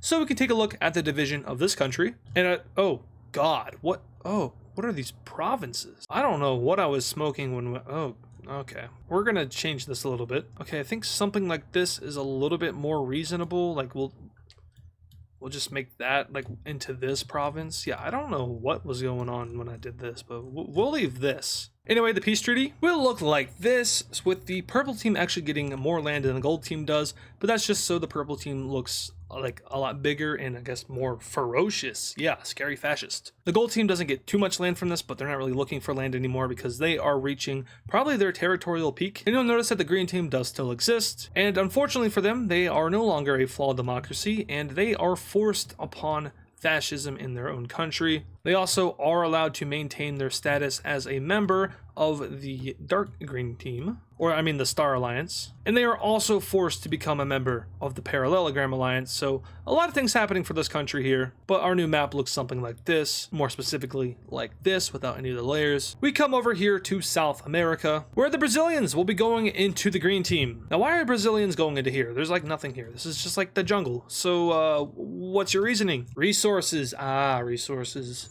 It's always resources, isn't it? Apparently you can justify any war if you just need resources, you know, screw the sovereignty of the other country. But Brazilian special forces will move into this. It is a very chaotic and very gruesome war fighting over here. A lot of guerrilla fighting being fought on the part of the green team. And to make things worse for them, the Peruvians will jump in and be like, yo, we want some land too. And they take over a good portion of the green country while Brazil takes the rest. And it is no more. So let's take a look at this peace treaty. Also ideology, if you were curious, the Peruvian country, they are a dictatorship and so was the green team. So this was some good old dictatorship on dictatorship war. Because remember, all fascist countries are dictatorships. Anyway, let's take a look at the treaty, which will look something like this, with the Peruvian country getting this part of the green country and the Brazilians getting everything else. So that looks like this when it's all said and done. So all of these countries were set up as democracies. However, it wasn't done very well by the coalition forces. Now, as you'll see, all of the coalition countries, including the HRE,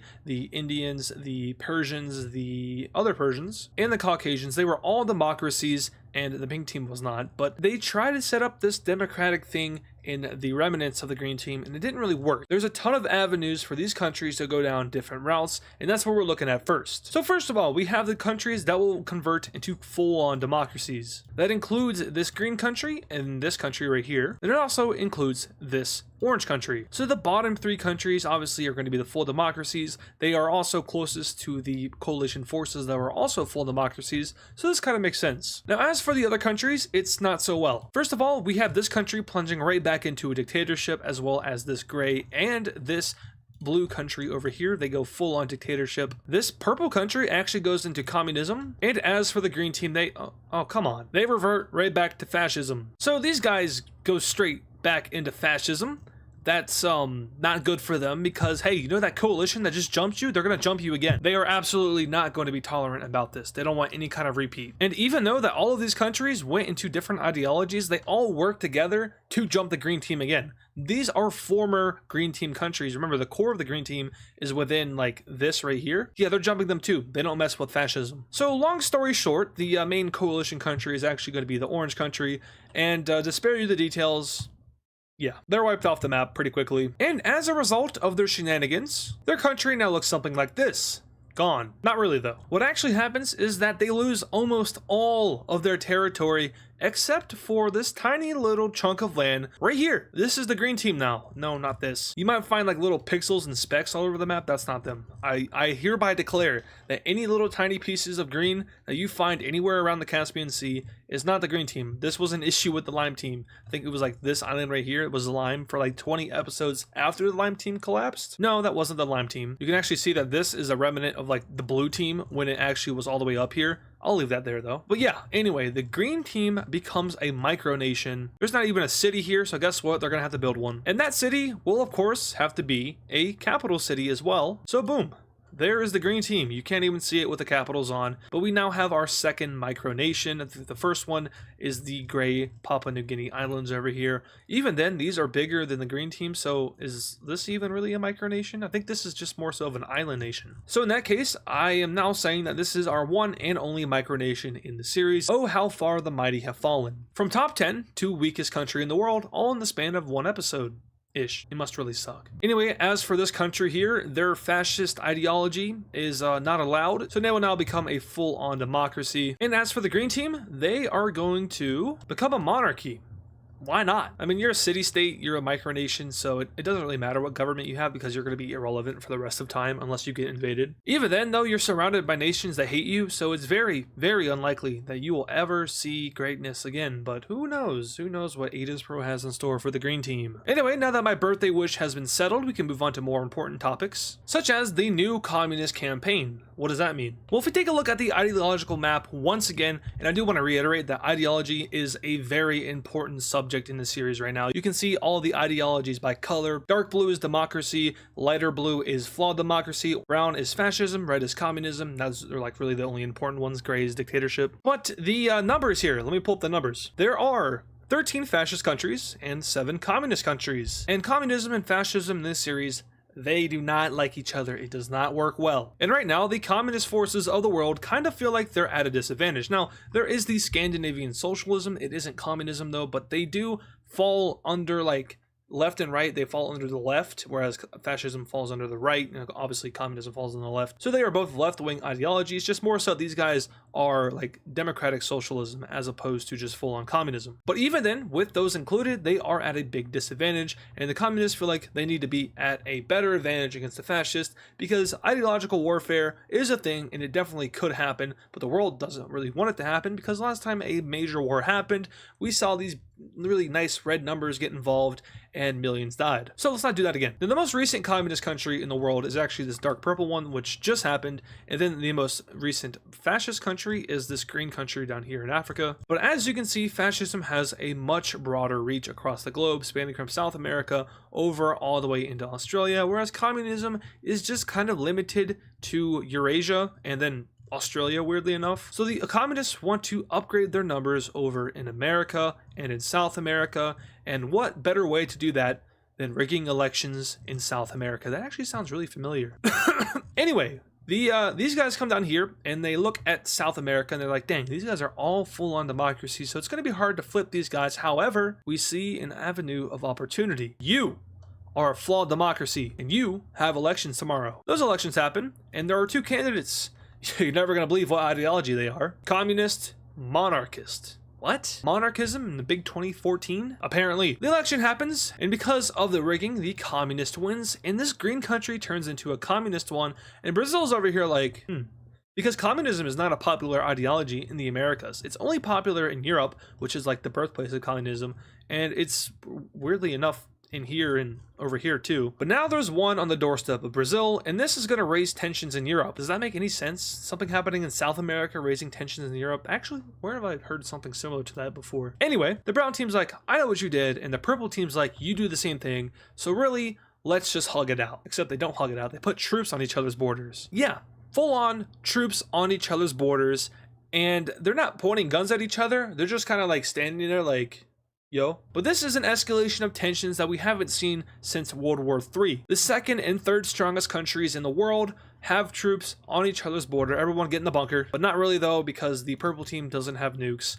and the brown team is very anti-nuclear now. The whole world, in fact, is anti-nuclear. No one has produced nukes in a very long time. That's how unpopular they are. There's just no use in doing so. But now let's jump back over down to South America, because another country is doing something a little bit different. The Peruvian country.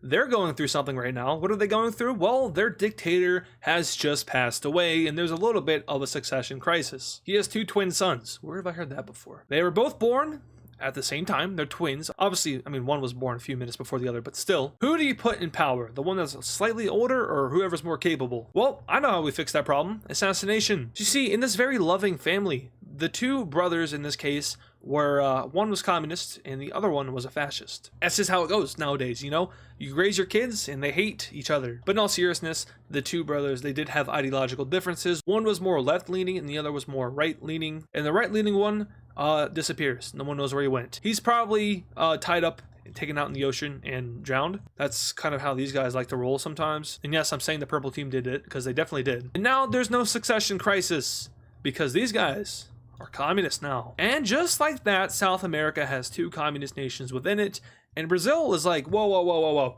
on our border too. And this is actually not so great for South America overall, because with these two overlapping ideologies right next to each other, it's going to radicalize the rest of the continent too, because people are going to look at these countries, they're going to see things that they like, they're going to see things that they don't like, they're going to form opinions, and when they vote, they're going to vote with those thoughts in mind. So we don't have to worry about any of these pure democracies, flipping or doing anything like that soon, as in like this episode, but it is something to watch in the future. Communism now has 9 countries, whereas fascism has 13 countries. They're catching up, but they're still not done just yet. They feel like they need to expand their influence even further. Doing so in a country like America could have dire consequences. First of all, they have 16 nukes. They could vaporize half of you if they really wanted to. You're in an alliance with the Americans, so you could strain those relations, and it's probably best not to mess with like the 6th strongest country in the world. Not a good idea. The other countries in North America are all pure democracy, so it would be very hard to, switch them up. How about we look down to Mexico? We have the West Mexican country and the East Mexican country. These guys got nukes, don't mess with them. And these guys, we should probably not interfere with them either. They're kind of like going through it right now, as in they're trying to like form a government that isn't terroristic. Still trying to put that past behind them, if you feel me. So let's look down south. Oh, Central America. Oh, where have I heard this before? Central America is a flawed democracy. They have leaks within, and honestly, you might not even have to rig this election. The 2 candidates are communist and socialists. There's also a third party guy. He's a Democrat, but he's not very popular. He did some weird things. And the election is between the communist and the socialist, so let's review it. First of all, the socialist is going to be slightly more popular. It's not as radical and extreme as the communism, which is, turning into a full-on dictatorship. However, people see the Brazilians as a threat. Remember, these guys just got into, well, they didn't fight each other, but they were both in a war with each other, centered around the Venezuelan country, and honestly, the Central American country kind of got screwed over with their land gains. They did kind of concede to Brazil, which was like a weaker kind of look to them. So the people here feel as if they need a strong leader, someone who's going to put them in a better place in the future. Maybe they align with somebody,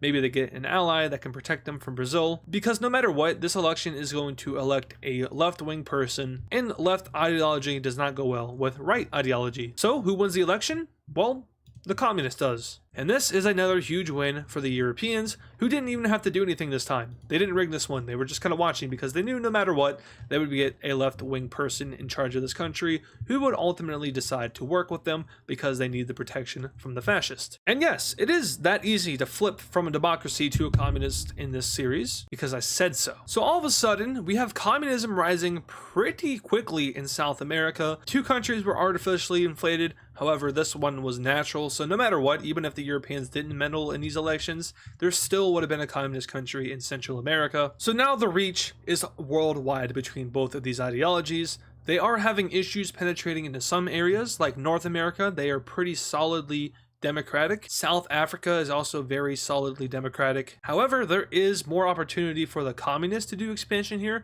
because of how much hate there is for the fascists up north. Oceania is also pretty purely democratic. However, these are all weaker countries, and if these two really wanted to, they can go out and start to flip some governments. There's also a lot of stuff that could happen here, but these guys are really irrelevant. In Asia, you have China, who's like Big Daddy, I'm never saying that again. In Asia, you have China, who is like the big democratic power. You also have India, who's a very strong democratic power, stronger than China, but these guys are way more democratic than India is. So good luck getting any kind of ideology that isn't democracy in East Asia. But where you can really influence people is in Central Asia with all these dictatorships. There's 5 of them back to back. You already have one communist country right here. And the last time fascism tried to show its face, it got folded. So really, Central Asia is a great place for communism to grow. You also have over here, you have these countries, these guys, flawed democracies right here. The HRE could be flipped either way. And as for Mesopotamia, yeah, good luck trying that. They're not flipping either. So this ideological Cold War has grown pretty diverse. Now, I'm not saying that it's ending here. In fact, it definitely isn't. But just keep that in mind in these upcoming episodes. Anyway, we now head down over here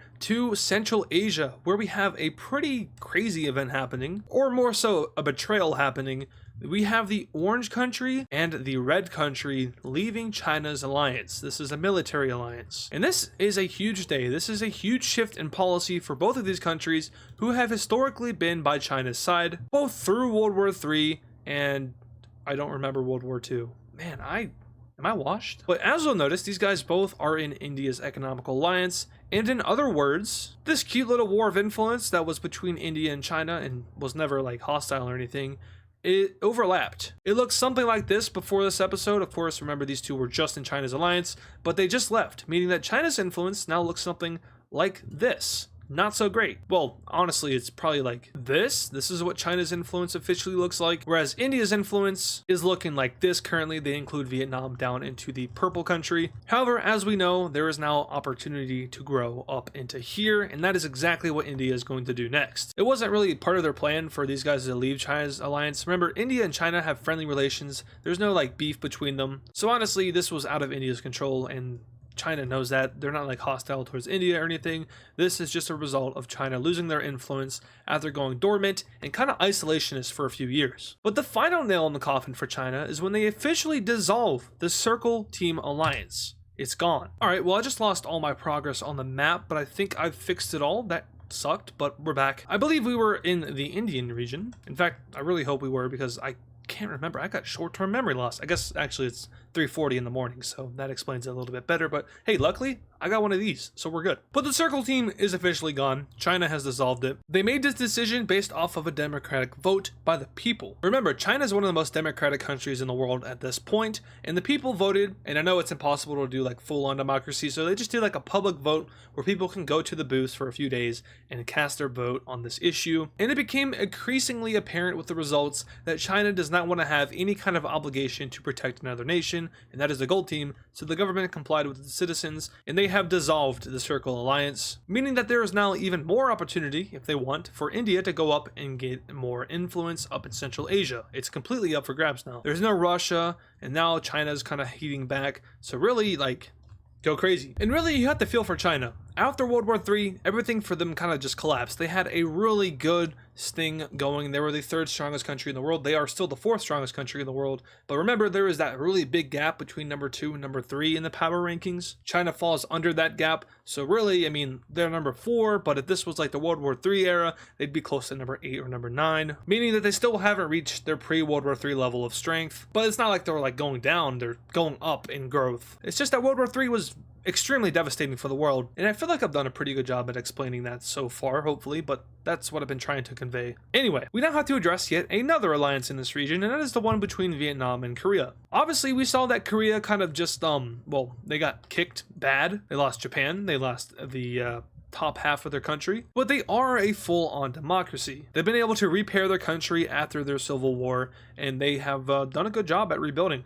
but still, they're not very strong. They fall at around 20-ish in world rankings, and that's only because of their economy, which has been really good. Their military is not so great. So when Vietnam looks over at them, they're like, dang, we have a way better military than they do. If they were to ever go to war with China, then they would get smacked, and there'd be no point in us even helping them out because that would just be a waste of time. So, hey, Korea, you know, it was cool and all working with you for a little bit. We got what we wanted, but we are out, and the Triangle Alliance also dissolves about a week after the dissolvement of the Circle Alliance. This is a big momentum switch over in East Asia, but like I said earlier, this place is a pretty stable democratic stronghold, with one exception, or I guess 2 exceptions. So really there isn't like any big concern that radical ideology could spread over here right now. So a lot of these countries are okay with this development, but specifically India is like drooling at this idea because really India has a very strong economical alliance, the 3rd strongest one in the world behind, first of all, the Star Alliance and then NATO. They will offer up membership to a few countries, and a few of them will be joining. First, we have this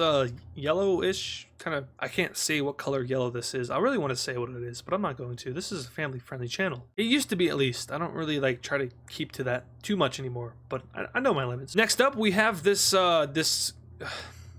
this green country that okay.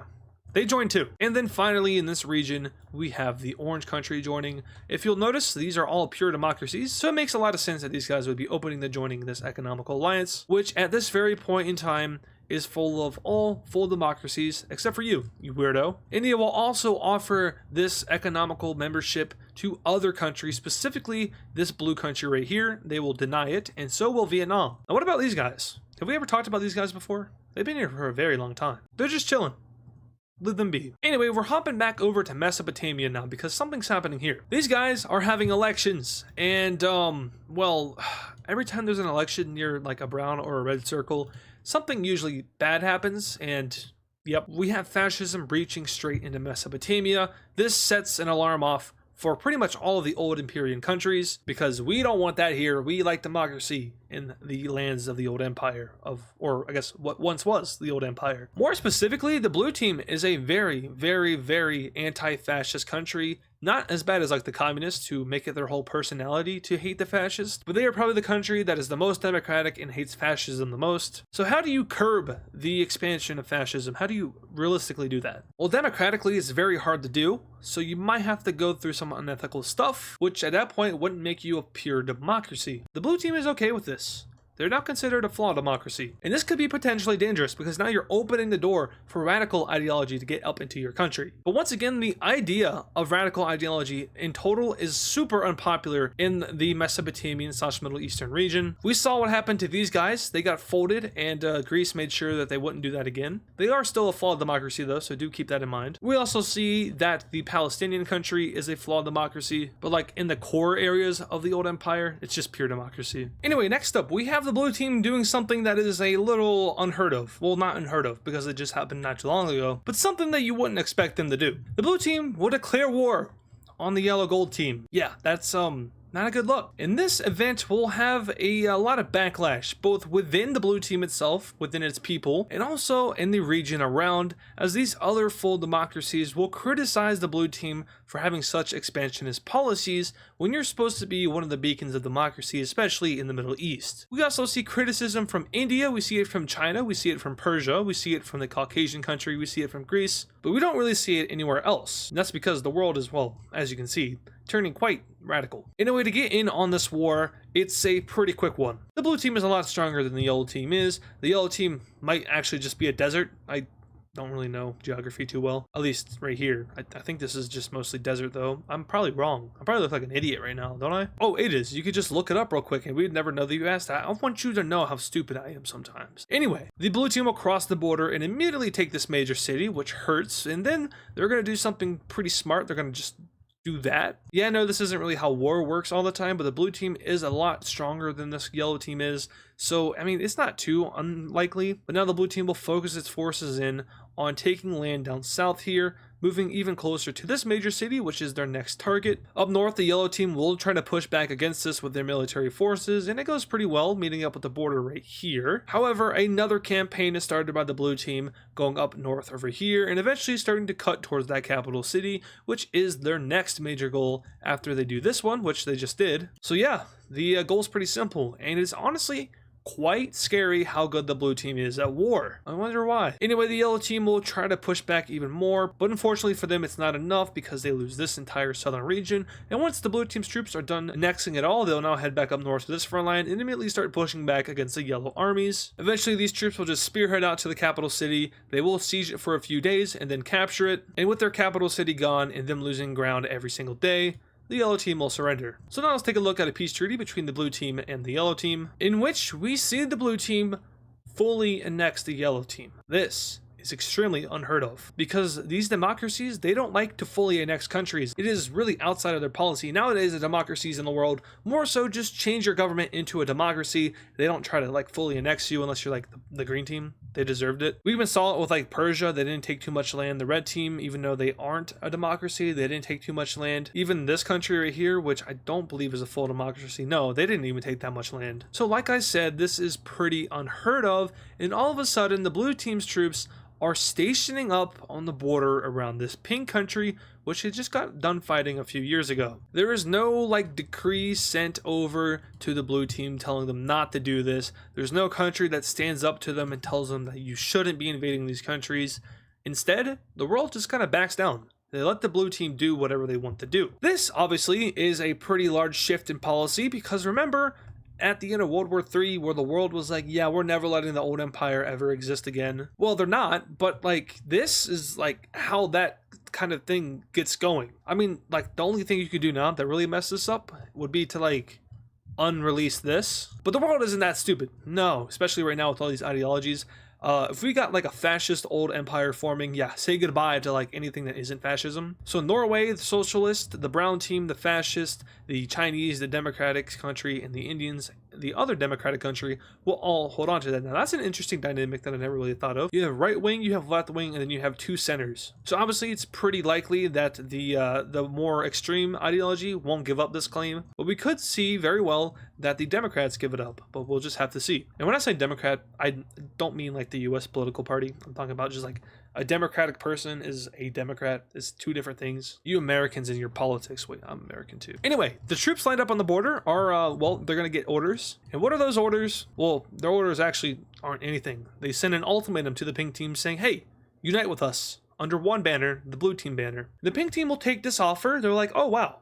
Rip. No, and the pink team will declare war on the blue team. And the blue team's like, why did you do that? And the whole world is like, why did you do that? And the pink team's like, we're going out gung-ho, we're going out scorched earth, we're taking you with us. Now you don't have any nukes, so good luck with that. But the pink team's forces will start their invasion of the blue team, and it goes actually pretty well. That's mostly because the blue team's troops in a little bit of areas like kind of retreated a little bit when the order was given to, like, you know, maybe watch out because they might kill you really quickly. So the whole army kind of like took a step back. It was a few miles back, but they did it nonetheless. The pink team expanded out and spread out their forces. You'll notice that it didn't really happen right here, and that was for a good reason. The blue team stood their ground right here. They won against the pink team because that was a pretty obvious feat. And then they start pouring into the core of the country, and this is why you don't try to war with the blue team, because they will beat you in strategy. Also, it's not too often that we see two democratic countries fight, but here we are. With this being an issue for the pink team, they're going to call back their forces in the north in order to defend just a little bit south of there. They do that, and then their forces do in fact get there, and they do in fact push back the blue team. Oh, but not before the rest of the pink team's armies get completely eradicated by the blue team. Now all of these forces are moving in. The capital city is cut off from the rest of the country, and communication lines are cut,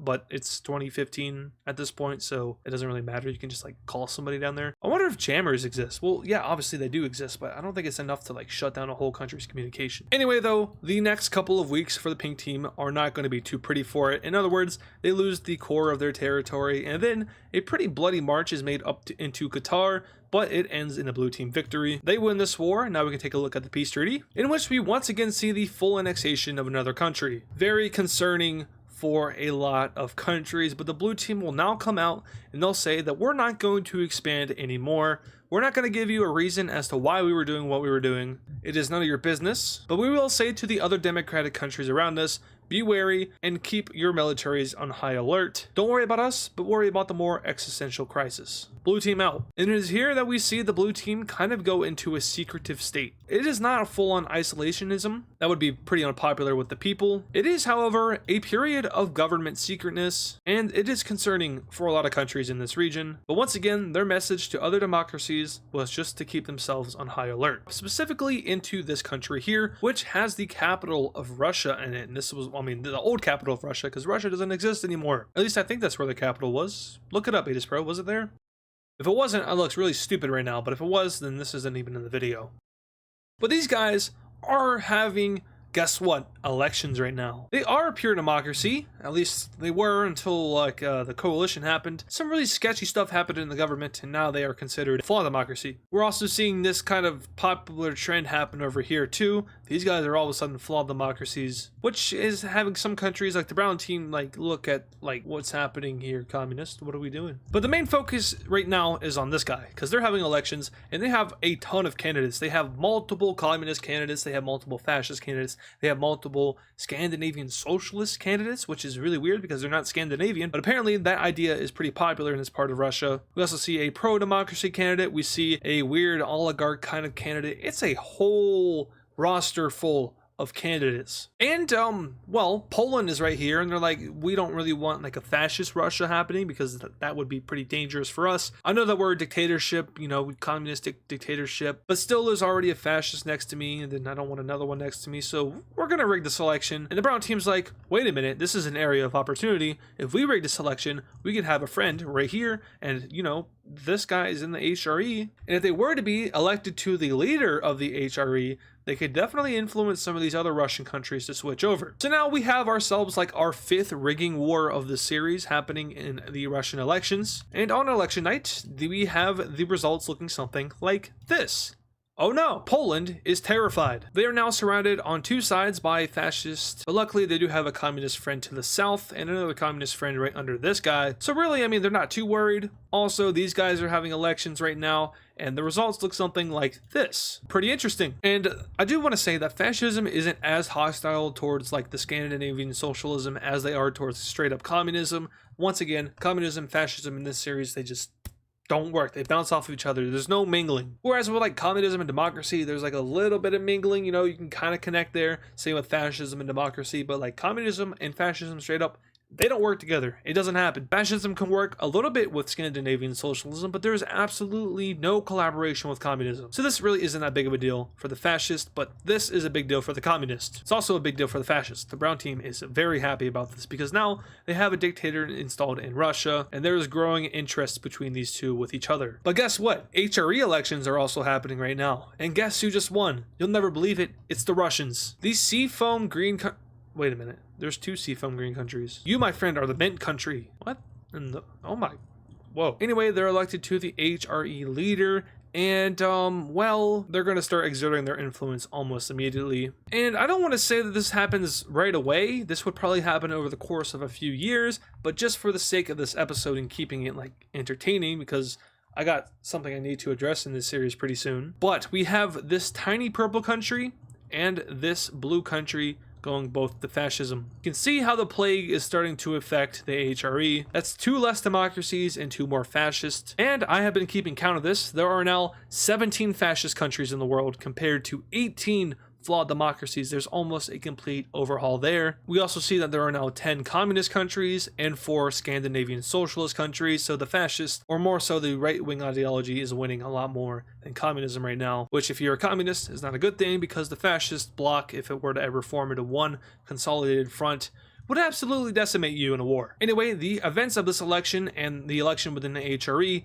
have tensions in Europe at an all-time high since World War III. It isn't as bad as World War III because that went nuclear, but those tensions are, they're boiling over right now. Not only is there troops on the purple border, but there's also troops on the Farmers Union border, on the Polish border, and on the Norwegian border. Basically, all of Europe is lined up with troops right now. Even the Russian countries have started to put troops on their borders with the communists. Things are heated. But now we head over to the Persian area because India is gaining yet another member in their economical alliance. This time it is being the brown Persian country. And while this economical alliance does not guarantee any protection from outside countries, it does kind of get you on the path towards that. If India values you as an ally, as an economical trade partner, they are a lot more likely to protect you in a war against an outside aggressor, especially if said aggressor is of a different ideology than democracy. So even now, in this world where democracy is becoming increasingly unpopular and radicalism is becoming very, very popular, we still see that democracy itself is flexible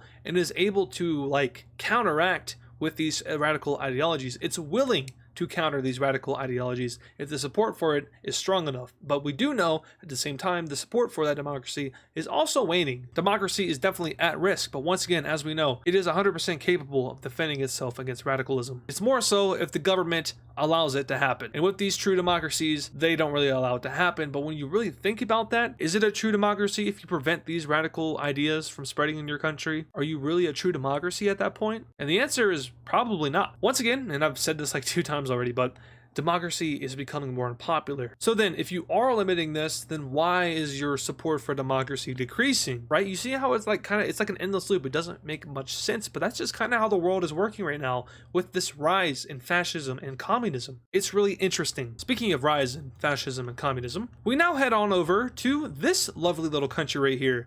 I don't like this country, but I tolerate it. I let it exist. Bangladesh. I love you, but not in this series. What's the deal with these guys? Well, they aren't having elections right now, but more so they just straight up have a coup. Their government gets overthrown by a group, and it really isn't like a large-scale civil war. It isn't like, you know, tons of fighting. It's more so of a, hey, we're storming the executive building, we're taking you out, moving you somewhere else, and we're moving in. And since this country is a flawed democracy, that little exchange isn't too hard to happen. And we end up seeing this country flip right on over to fascism. All of a sudden, India has an issue on their border, and it's not good. And officially, fascism has overtaken the flawed democracies. There's now 18 fascist compared to 17 flawed democracies, which is very alarming for many democratic countries across the globe. But now we're flipping right on over to South America. Remember how I previously said that there was like, with the rise of communism here, there's kind of an avenue now for these other countries to move away from democracy? Yeah, that's happening. And it's not really to the fault of these own countries.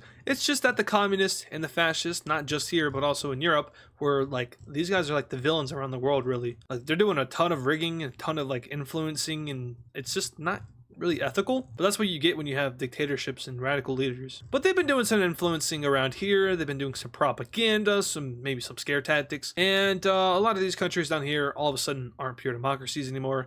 They're now more so flawed democracies, and they're honestly just going to skip that step because they're flipping straight up. South America just all of a sudden is no longer so friendly. It's now pretty hostile. The first major change we see is the northern Chilean country flipping right on over to fascism. Next up, we go down here to this one. They flip on over to communism. What about this red country here? They flip on over to communism as well. And then finally, we go down to this brown country here. They're going to flip right on over to fascism. Now there are 20 fascist countries in the world, there are now 12 communist countries in the world, and there are now even less democratic countries in the world. There's 77 pure democracies, 17 flawed democracies, and then as for the other ideologies, there's 2 monarchies, 7 dictatorships, 4 Scandinavian socialists, and that one really big Tibetism country. But we're worried about over here. South America has gone from like full-on democracy at one point to just straight up radical dictatorships all over the place. This is very foul by the Europeans. The whole world knows that they did it. They know that the brown team and the purple team are the main perpetrators behind it. But also you now have regional like powers like the Central American country that probably did some stuff. Obviously Brazil had a play in like both of these countries. But for the most part, South America is a fairly communistic continent, and this is for a pretty good reason. Brazil is hostile. The continent knows that they're hostile. They've taken over a bunch of countries. They're a top 10 power, and you really have 2 options. You either band with them or you band against them. These 2 chose to band with them, and the rest chose to band against them. The democracies, for the most part, are unaligned. However, if they had to choose, they'd probably end up going over to the communists. This one down here would probably stay neutral because they're so far away from the mess, but now it's on their border. But these guys up here would probably go to communism as well. They don't want to get invaded. Oh, you probably really should have made that decision earlier. Oh man, that's really unfortunate. We see yet another democracy getting jumped, this time by a fascist country, and Brazil isn't going to show much mercy here at all. It's a pretty quick war. It happens within a few weeks. They capture the capital city, and this democratic country knows that they probably won't be fighting for much longer, and that's exactly what happens as they surrender over to Brazil. And in this peace treaty here, we see Brazil fully annex this country, including the Galapagos Islands, and this thing is wiped off the map completely, and Brazil is moving right on up those power rankings. At this point, troops are also being mobilized in South America. The people are fueled by this radical ideological shift that has happened in the continent. They hate the other ideology. It is very bad, and the government equally hates them as well. There are troops on the border of every country that has a different ideology than you, other than these guys. They're once again chilling. But what I mean is like there's troops here, troops all around here, troops here, troops all around over here, all around over here, and even troops right here. South America has completely militarized, and it's much like this in other places. Troops are all over Europe, and really it's unsurprising. Some of these countries do have a history of like beef with each other, but this is what the militarized zones of Europe look like, all around the brown team, all around the purple team, and all around the communist countries. In Africa, it really isn't too militarized. The gold team usually always has troops on the border of other countries, but to be more specific, I guess, their troops are all around here. And yeah, if you aren't like a brown or a gray circle, you probably have troops lined right up on your border. So tread lightly. Tread very lightly, Grey Team. Your time might be coming soon. Oh, I forgot the elephant in the room. Australia has troops on each other's borders. India does not, despite the fascist threat right here. These guys know they have to be docile because they border 2 very strong countries. One wrong move and you're getting jumped. But yeah, this is what the militarization of the world looks like. I do know that it's kind of hard to see. Let me go ahead and like try to make it easier to see. Okay, there we go. I know that you can't see like the borders of the countries, but they are pretty much outlined here. All of the white lines, those are where troops are lined up at. They're facing each other. They're not pointing guns at each other, but they're just facing each other, guarding their country. But now we're heading on over to Europe because there are some pretty big shifting events happening here. And it's all happening in Iberia because remember recently we had the Dark Side team go fascist. Well, that is an issue in itself. However, they're joining up in the Parallelogram Alliance, which isn't too much of a good thing if you are the communists because Now the Parallelogram Alliance, which was purely just an African alliance and to an extent, I guess, an Asian alliance too, is now in Europe, in Iberia, right on your border. That's not good. So it's probably important that you counteract this in one way or another. The issue is, though, that there aren't any other notable communist countries to add to your alliance. You do have the Norwegians. The Finnish are uninterested in that. They don't even border any fascists, so why would we get ourselves drawn up into anything like that? And yeah, there's no other communist countries that are nearby. You could go down into South America, but that would 100% cause a Cold War-ish kind of escalation, where you'd have one South American country joining the square, and then you would have a fascist one join the parallelogram, and then another communist would join the square, so on and so forth. Eventually, Brazil ends up in the parallelogram alliance, and you don't want that to happen. Brazil's a top 10 power. Brazil would roll over your communist friends down here, and you don't want that because you want your ideology to spread. So we have to find a country that is neutral, but a country that is willing to work with you, and luckily there is an old friend in store for a new alliance, who's also terrified of their neighbors. They were also a previous member of the Square team. Yes, I'm talking about the return of the Iberians. They fought alongside the old empire at one point. They fought alongside the purple team at one point. They were in the Square team. So obviously, this makes too much sense. Now, they didn't leave it. They were neutral for a very long time. That's because they got kicked pretty bad in World War III. As we can see, the West Africans own a good portion of their country, and so does the Dark Cyan team. But rejoining up with the Square team means that you have protection from them, and it also means that you firmly put yourself against fascism. You could make an argument that fascism and communism are two sides to the same coin, but a lot of countries don't see it that way. A lot of countries see fascism as the more evil ideology, and vice versa, even though there really aren't too many like super crazy expansionist communist countries. Like the purple team is probably the most crazy one. They've only invaded like I think 2 countries. Still 2 countries, but you get my point. Going back to what I said earlier though, like for example, Greece views fascism as more evil because they've dealt with it directly, so every country has their reason, I guess. Anyway, Iberia in Square team, big moment for Europe. And all of a sudden, Iberia is like one of the most polarized regions. That's actually kind of cool. 2 Square team members, 2 parallelogram members. But still, the Square team is looking for new members because, as you can see, the Parallelogram Alliance has a pretty global reach. Whereas they have a semi-global reach, I guess, with the US, but that's just the US. Mostly their alliance is in Europe. So they still want to add more members. Issue is, they don't have anyone really to add. There would be a lot of African countries that are like interested in this, but unfortunately for the Square team, all of the ones that border the Parallelogram Alliance are already in South Africa's military alliance. East Asia wants nothing to do with this ideological war. South America, once again, you can't touch that or it'll explode. What about North America? Mexico, no, they don't mess with the Square Team Alliance at all. Canada is completely neutral and pretty much isolationist at this point. So unfortunately for the Square Team, they can't expand anymore, not without having to flip a few elections, which they won't be doing. But now we're jumping down to our old friend the Gold Team because they got some things they need to do. Hey now, I didn't say they were good things. And now all of a sudden, the region in Africa over here that was once like pretty mixed up, but also kind of heavily brown ethnicity is just gone. The Gold Team's purge on other ethnicities within its border has gone successfully, but there's still like one thing we're forgetting, and that is their puppet state right here.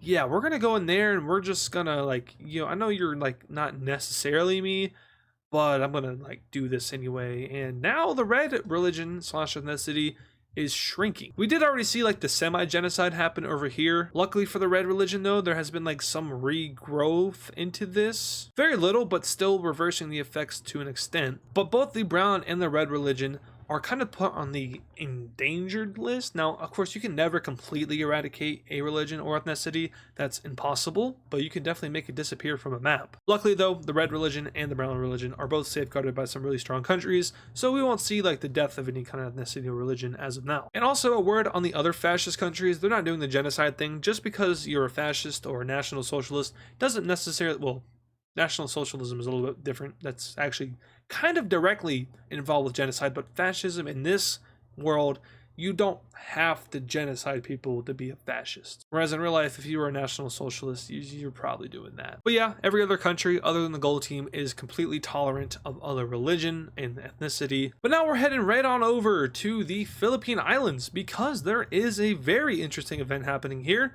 They're having an independence referendum. So the Philippines have been under Chinese rule for a very long time. They were colonized by China at one point and they have been a part of it ever since. Everyone here is Chinese. However, there has been some growing differences between the people between the mainland and the Philippine Islands. Basically, after World War III, China went into a kind of isolationist state, and it was more so focused on the mainland isolationist. Remember, the government here got thrown over. That created some like disconnection between them and the Philippines for a little bit. That reconnection was never really fully established to the extent that it should have been, and which led to independence clauses on the island chain. Millions of people live here, and if you're not getting supplemented by the government as you should be, obviously you're going to want to form your own government, and that's why we're having a referendum. The Chinese government is completely on board with this. They're completely okay with this, and the results are in. Now, breaking away from the fourth strongest country in the world comes with some consequences, and the people are very aware of that. So obviously these results aren't going to be too radical. However, they do look something like this, with 59% of the vote saying yes, compared to 41% saying no. Now, these differences, they are pretty close to each other. It's an 18% victory for the yeses. And when you're talking about something as big as like an independence and breaking away from a country, that is kind of like not as big as you probably want it to be, but it's a majority rules democracy, and that means that these results will be honored. And for the first time in the WICSO series, the Philippine Islands are an independent nation. Their capital city will be planted at the top of the island where it's most economically prosperous. But even within this new nation, there are still calls for independence by other islands, specifically down south here. There is still a pretty big independence movement that wants to not be a part of this Filipino government, but be a part of its own. So we'll have to see how that evolves in the next episode, because this one is over. I do want to say that this is my last pre-recorded WICSO video that I have to record. Honestly, this is the most fun that I've ever had recording WICSO. The whole ideology thing, I love it. I think it's great. This kind of event, which it's not over yet, I'll keep up recording this when I come back from college for summer break, but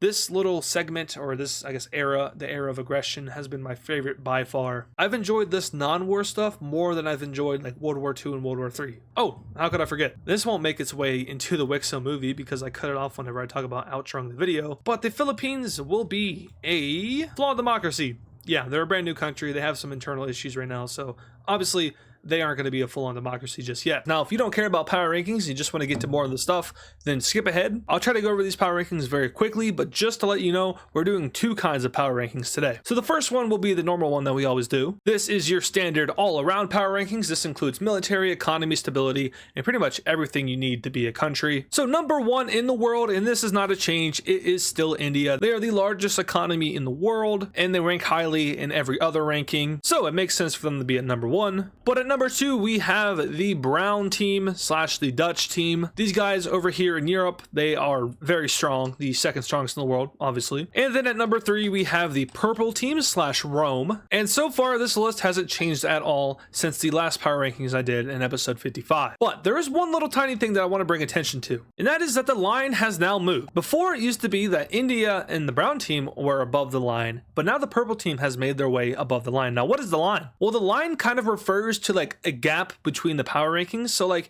India, the brown team, and the purple team are really strong. And then number four, we have China. But there is a big difference between number three and number four. Number three is a lot stronger than number four, and then it kind of flows evenly up. But there is a big difference between the purple team and China. Before, it used to be as where the purple team was underneath this line, and there was a big gap between them and the brown team. But now they are getting a little bit more even. The brown team is still a lot stronger, but the purple team has definitely closed the gap a little bit. So anyway, like I said, at number four is China. Number five, we do still have America. And then at number six, we have a new country. This is going to be Brazil. Brazil has gone on very many conquests as of recently. They aren't as strong as America just yet, so you can kind of see like the power balance between North and South America, how that's playing out. Very similar to real life, actually, but these guys aren't as strong as like real life USA and Brazil. The point still stands though. It's kind of similar to real life. But Brazil makes their way to number six. They used to be at number 9. So this is a 3-spot jump in the matter of like 9 episodes. Pretty good. Now at number 7, we have a similarity here. This is Norway. They were at number 7 in the previous power rankings. They have not moved at all. But as you'll notice, a country has fallen pretty far, and that country is West Africa. They used to be at number 6 where Brazil is, but now they have fallen back 2 places,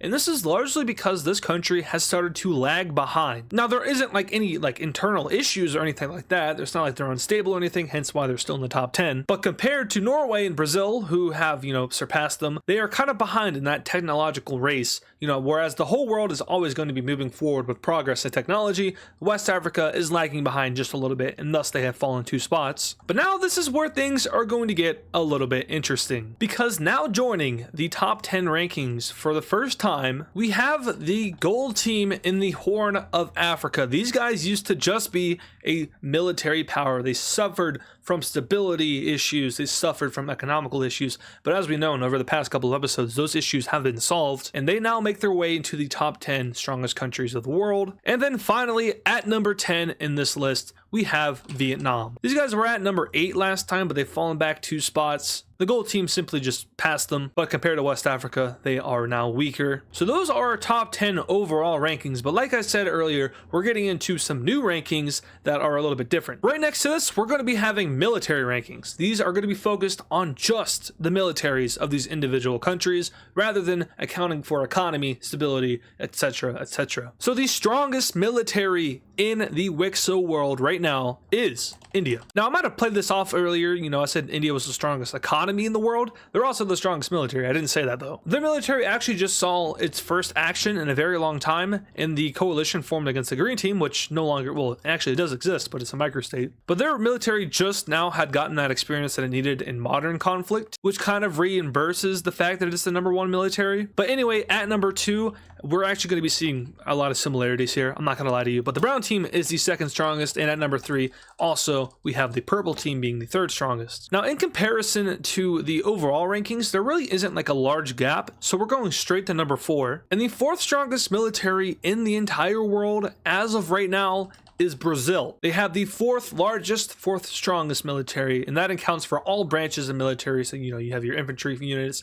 you have, well, I guess that would be under army, but you have your army, navy, air force, etc., etc. So they are the 4th strongest. Number 5, West Africa's military is at number 5. This is pretty interesting considering the fact that they are so far down on the overall list compared to this list, but as you can see, their issues are stemming from their economy, technological sector, whereas in the military world, they're completely fine. Anyway, at number 6, we have America, surprisingly enough. America, they moved back 1 spot compared to the overall list, but they do still have one of the strongest militaries in the world, despite being one of these new gen countries that were just founded in within the last 20 episodes, maybe? Has it been 20 episodes? Maybe 30. But Brazil is also one of those new gen countries, but Brazil's a little bit older. Anyway, at number 7, we have the country of China. They are number 4 overall, number 7 in military. They have really started to cut back on their military spending in recent years, hence the kind of slide from, being a major player in the world of the greats, being the 3rd strongest country, 3rd strongest military, going all the way down to now number 7 in terms of military. At number 8 on this list, we have the gold team.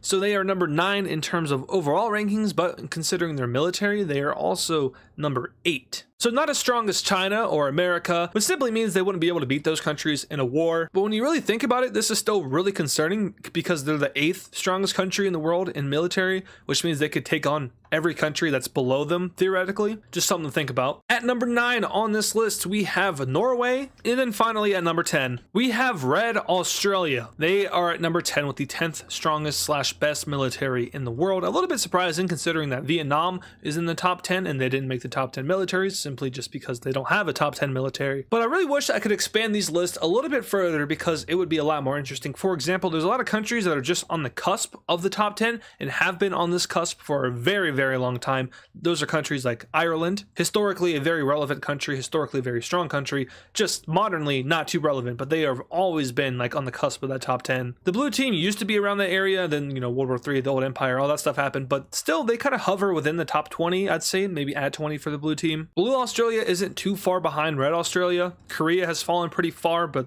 they're a country that maybe would have been on the cusp of the top 10 in previous episodes. And also, like, the Farmers Union, don't underestimate them. I'm not going to say where they're at, but they're not as weak as you might think they are. Anyway, here's our top 10. This is our overall top 10 on the left. Here is our military top 10 on the right. Anyway, remember this because it's going away and you won't see it until after the end of the next Great War, if there is one. But let's jump into the more interesting stuff in this video. Somehow we're already 15 minutes in. I hope that didn't take 15 minutes. Anyway, our first real event of this video is actually going to be taking place over here in North America. And this event is America leaving the square lines. Yeah, that's a pretty big event. I'm not going to lie. So the square team loses a vital very, very strategically and geographically important member over in the Americas, as the Americans say that they're out. Now, why did America leave? Well, the simple answer is taking a look at the ideology map. America is a democracy. The rest of the members in their alliance are all pretty much communist or socialist or very rarely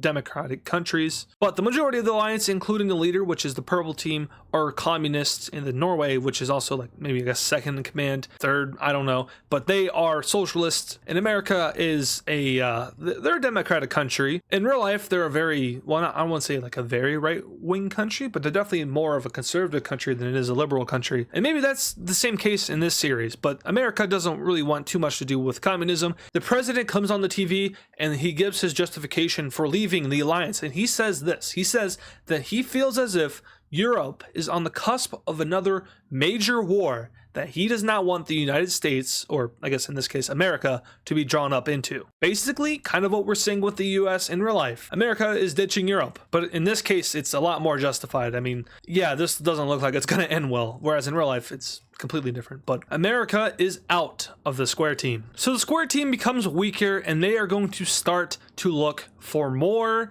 allies across the world. Maybe not across the world, maybe in Europe. Maybe they can start to form better relations with some countries, because they're going to need it. It looks like the fascists are planning to maybe have some kind of joint alliance here in the near future. And with fascism just now spreading over into Russia in the previous episode, the communist, and more specifically, I guess the anti-fascist bloc, which also includes Southern Africa, if you think about it, and anyone, I guess over here, I guess the communists in South America, they are a little, I guess, disorganized or disunited compared to the fascists. A lot of the fascist countries have good relations with each other. They openly employ with each other, meaning that they have better relations. Whereas the communists, their relations with each other are skeptical at worst, cooperative at best, but they don't have, like, I guess the brotherhood that the fascists have. But the thing that the communists do have up their sleeve is that they're a lot more compatible with democratic countries, whereas the fascists are not very compatible with democratic countries. But once again, the fascists are organized and the communists at this point are fairly disorganized. Anyway, we're jumping on over to the Philippine Islands now. This is a country that just established itself in the previous episode,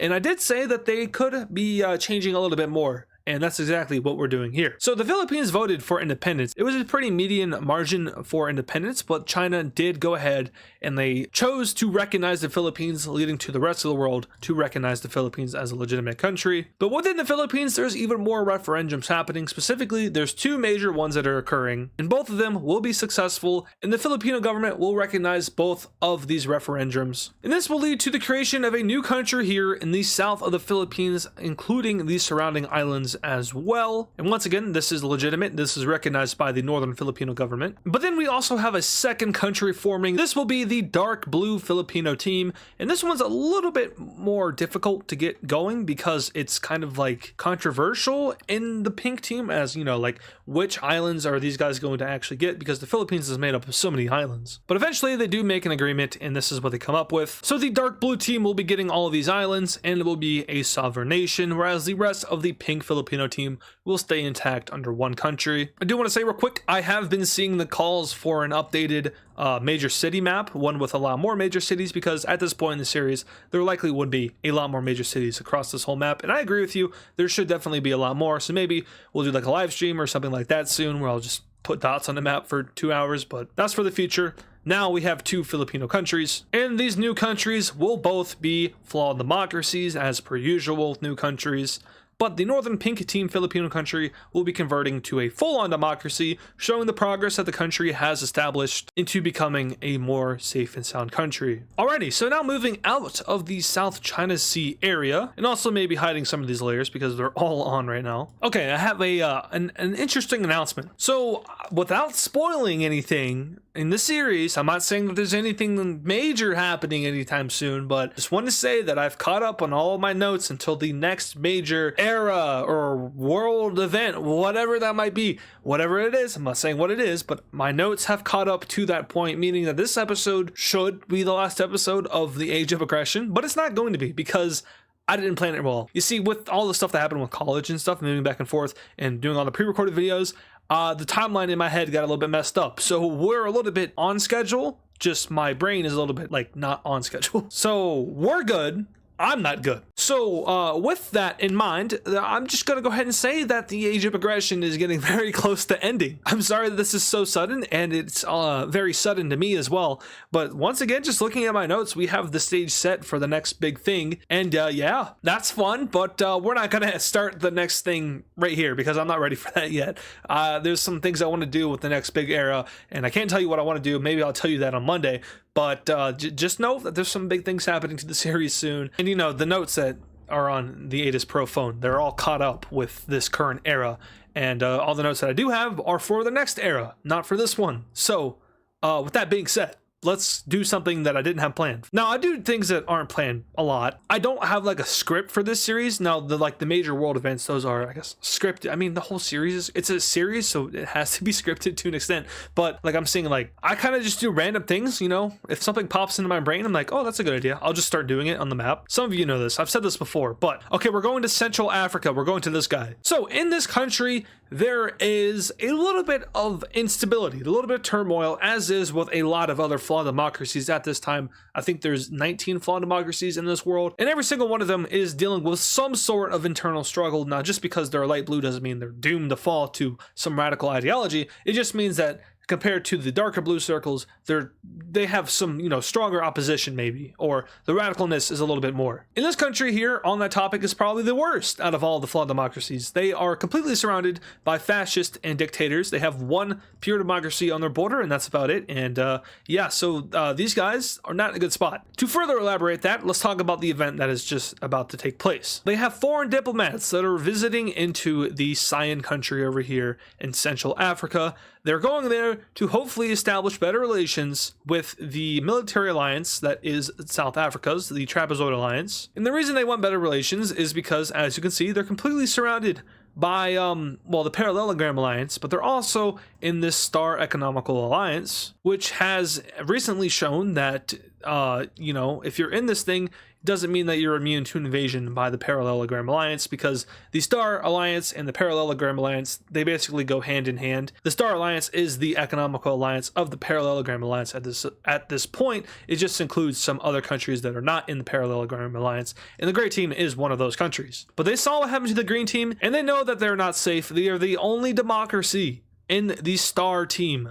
That is why they are so concerned. So they're trying to get into that military alliance that South Africa has. The only issue is that they're probably not going to get in. And when these diplomats visit into this country, something unfortunate happens when they are en route to the capital city, which is covered up. It's right there. But as they are driving into the Cyan country, we see that their car, which is this, gets completely blown up. Big ol' explosion right here. Yep, they're all dead. Those diplomats are dead, and those were not just diplomats. You want to know who was in that car? We had senators from the Gray Team Senate. We had governors from regional provinces. We had the vice president of the country. And then, like I said, we had those diplomats. So, like 25 government officials are killed in the motorcade that was going into this country. Their government now has a lot less senators and one less vice president. And when the government is weakened to that extent, we see that the provinces that are a little bit further away from this capital province, minus these two northern ones, they break away. Now, they don't openly like declare independence. That's not their goal. But their goal is to overthrow the Gray Team's government. And we can see that this entourage is extremely successful. The Gray Team's capital is taken by these military forces, which for some reason don't look like they're from the Gray Team. And the Gray Team is flipped. They have a new dictator put in place, which officially makes this country a dictatorship rather than a flawed democracy, an ideological change. Now, I know that dictatorships aren't necessarily like an ideology.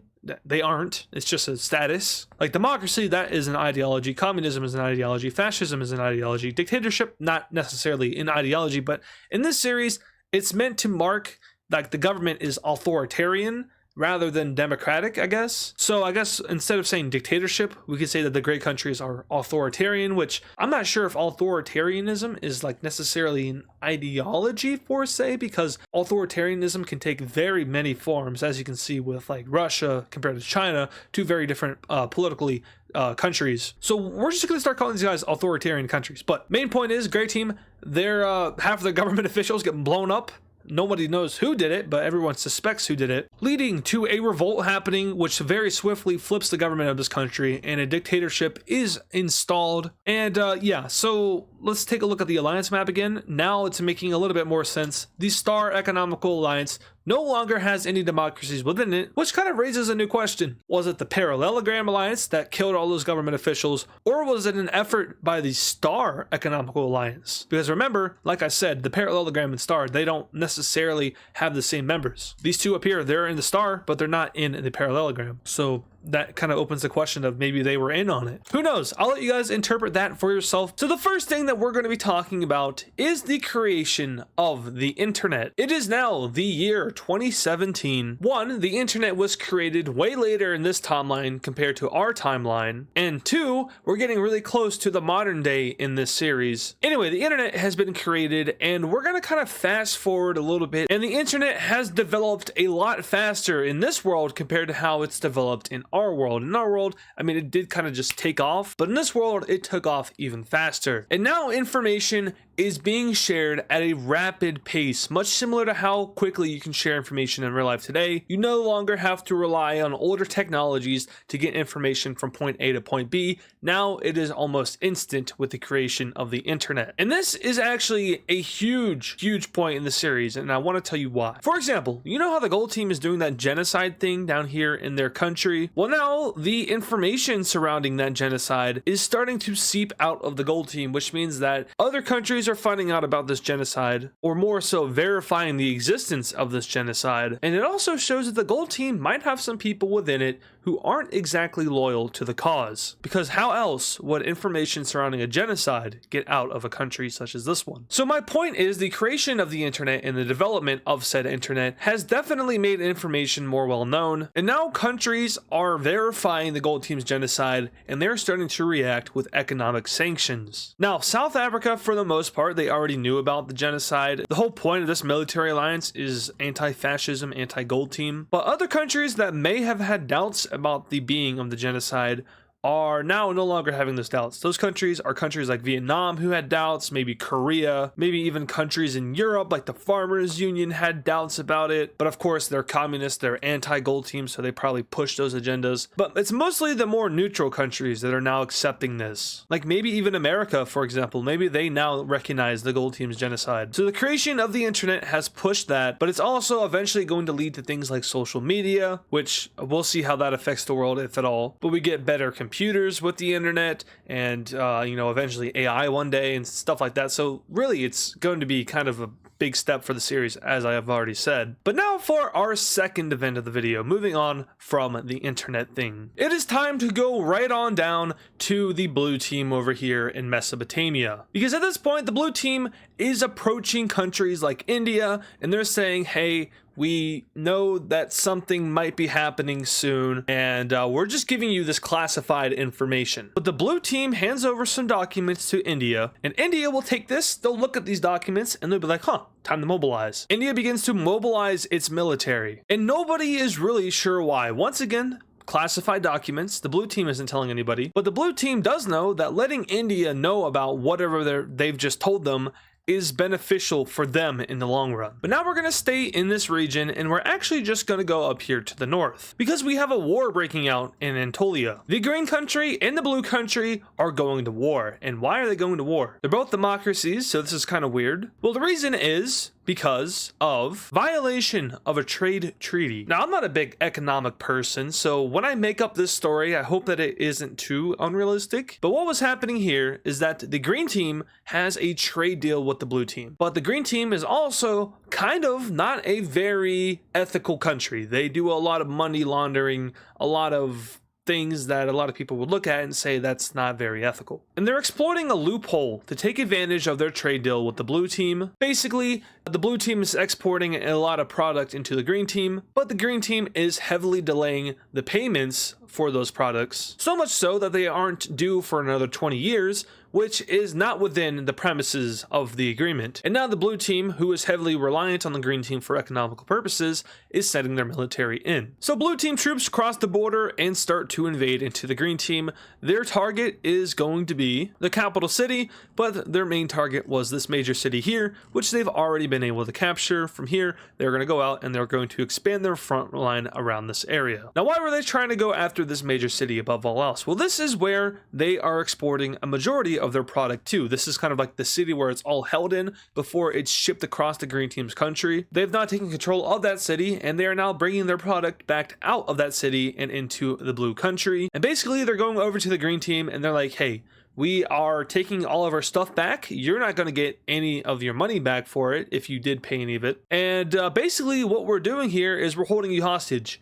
Hey, if you come to the table, we'll stop killing your troops, we'll stop pulling all of our product out, and we'll work out a new trade deal that is fair for both of us. And the green team is actually going to go ahead and they're going to accept this proposal. So we have diplomacy being achieved between these two democracies. Let's go and see what happens. And as it turns out, nothing on the map, because like I said, this peace would be arranged via a new trade deal. Now they have one in place, which is a lot stronger, and the green team will probably stop ripping off the blue team, although they might have a little bit of revenge on their mind in the future. Who knows? Anyway, now we're heading on over to South America, where we have the creation of a new alliance. Also, why do you have two capitals? That's weird. Anyway, like I said, new alliance being created, and this is an alliance which is a not good alliance. Now, of course, me saying that would be biased, but unless you're a fascist, this isn't a good thing. The members of this alliance will include fascist Brazil, fascist North Chile, which you can barely see. We're gonna do something like that, still works. And the other member will be fascist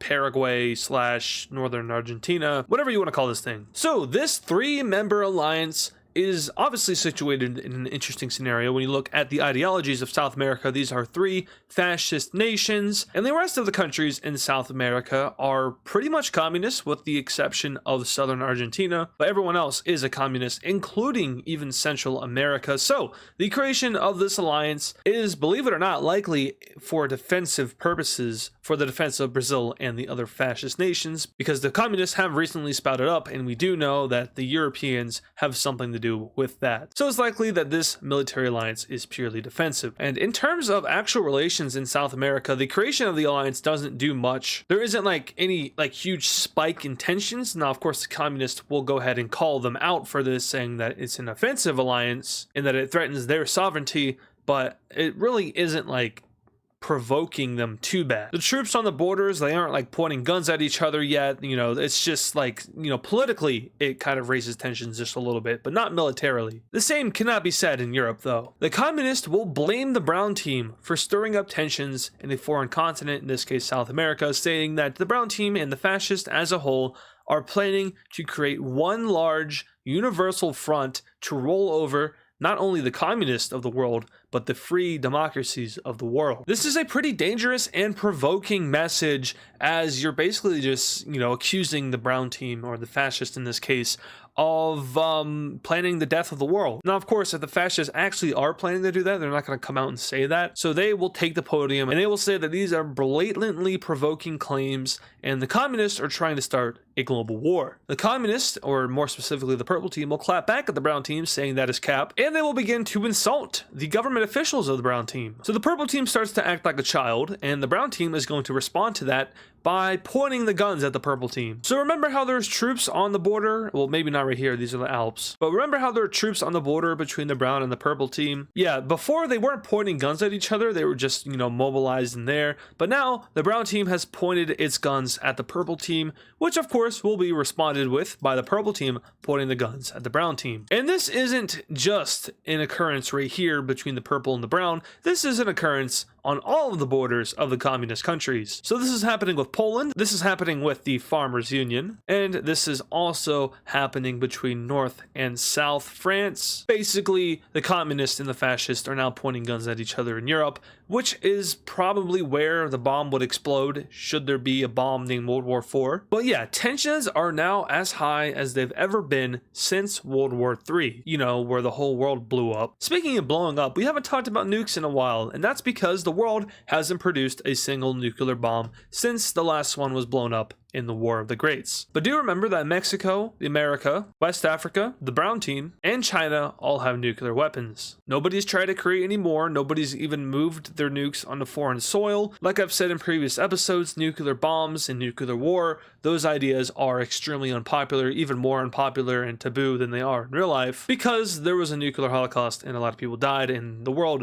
understands that that's probably not something that they want to happen again, no matter how evil you are. Okay, that's pretty scary, so let's do something that's really peaceful and very nice. We're going over here to America and New York, maybe New England, or I guess Ontario, whatever you want to call this thing. They are going to be making a deal. America will be making a purchase. Now, America has done a land purchase before. They actually did it not too long ago with this central Canadian country, but they're doing another one, and this one will be a little bit more valuable. America will be purchasing Delmarva from New York. Delmarva is this little peninsula here, right next to the Chesapeake Bay. In real life, it doesn't really matter too much because it's like a part of the United States, but in this series, the strategical importance of this thing is a little bit more, and America would like to have full control over the Chesapeake area, and so they buy it. I'm not going to give you guys an actual like numerical price about how much this thing would be because I'm not honestly too sure, especially in WICSO terms. But America completes the purchase, and yeah, these two are cool. Really no issues in North America. All of like the tensions and war kind of mongering stuff,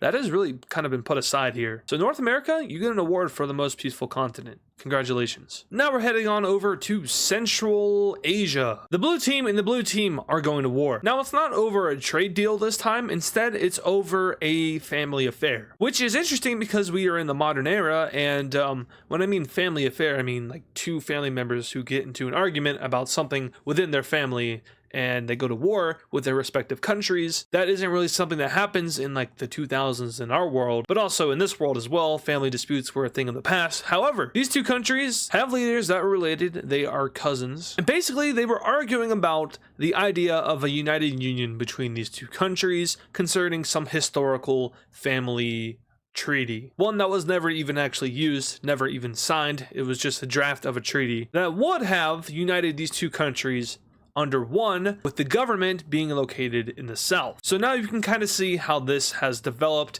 The guy from the south went to his cousin. He was like, yo, remember this family treaty from 200, 300, maybe 400 years ago? Yeah, I signed it, and guess what? We own you now. And the dude from the north was like, no, that's not how that works. Our side of the family never actually even signed that treaty. And, well, basically, I'm not going to ramble on anymore. It leads to war. And very quickly, we see that this southern country is having a lot of success. I do apologize if you have any kind of color blindness. This is impossible to see. Kind of hard for me to even see, to be honest. But they will be successful until they're not, and the northern country pushes them all the way back. From here, that northern country will enter into the southern country, and all of a sudden they are losing the war. However, there is something at play here. The southern country knew that they would not be able to beat the northern country in a war. Just looking at the size difference, it's pretty easy to tell. So the southern country went and signed a secret treaty with the pink team up north, basically saying, hey, we're going to do this. We know it's stupid, and we know that it's going to result in us getting invaded. However, if you do join this war, we guarantee you over half of their country as long as you help us win. And the pink team, being a country which is not located in a very fortunate area, they're going to take that offer up. I mean, I'm not too sure what kind of resources they would get, but maybe there's a lot of population,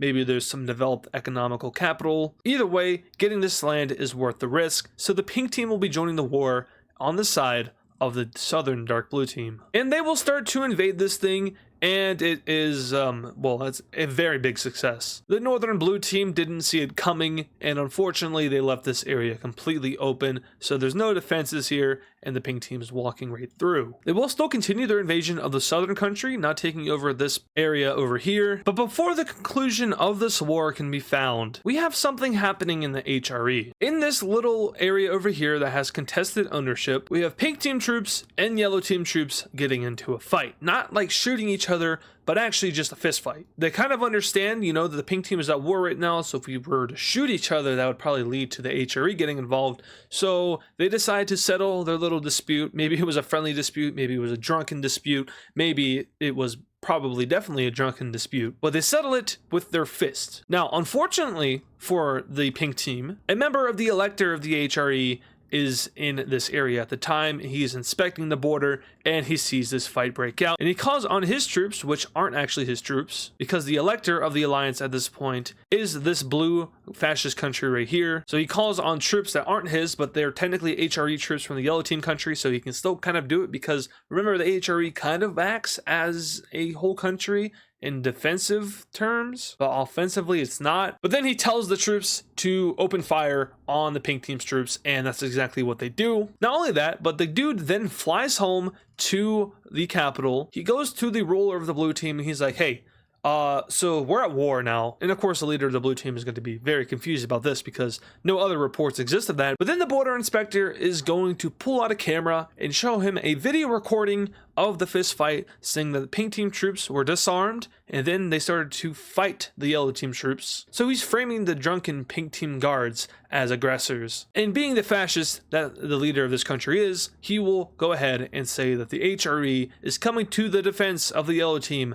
as the pink team has just attacked it. Now this is news to the pink team because they didn't even know that this happened, but the news spreads and the story that the elector gave is the one that everyone is going to run with. So everyone thinks that the pink team attacked the HRE, but in all reality, that's not what happened. But the HRE is now involved in this big Central Asian war, which absolutely sucks for the pink team because all of their troops are currently invading the dark blue team. Now, what do the democracies of the HRE think about this declaration of war? Remember, they are obligated to fight alongside the other members of their alliance in the name of defense of the alliance. Well, as it turns out, the HRE voted 3-3 to go to war. The 3 fascist countries wanted to go to war and the 3 democracies did not. So we have a split vote here. And what happens when there's a split vote? Well, the elector of the alliance, which is the fascist country over here, gets to do the tiebreaker. Therefore, it's a 4-3 vote. So the HRE goes to war. Remember, these 3 guys over here did not want to go to war. That will be important for what happens in the next episode, maybe. Anyway, the invasion of the pink country goes extremely well for the HRE. It's mostly just the democratic troops that are doing all the fighting over here, but still it goes well. Back over here with the dark blue country, their little expansion into the southern one doesn't go well. They start to get pushed back and even invaded by the southern forces, but they do see success in pushing back the pink team, who at this point is recalling a bunch of troops in order to fight back against the HRE. The southern country continues to push up and eventually they'll meet up with pink team forces, which helps them strategize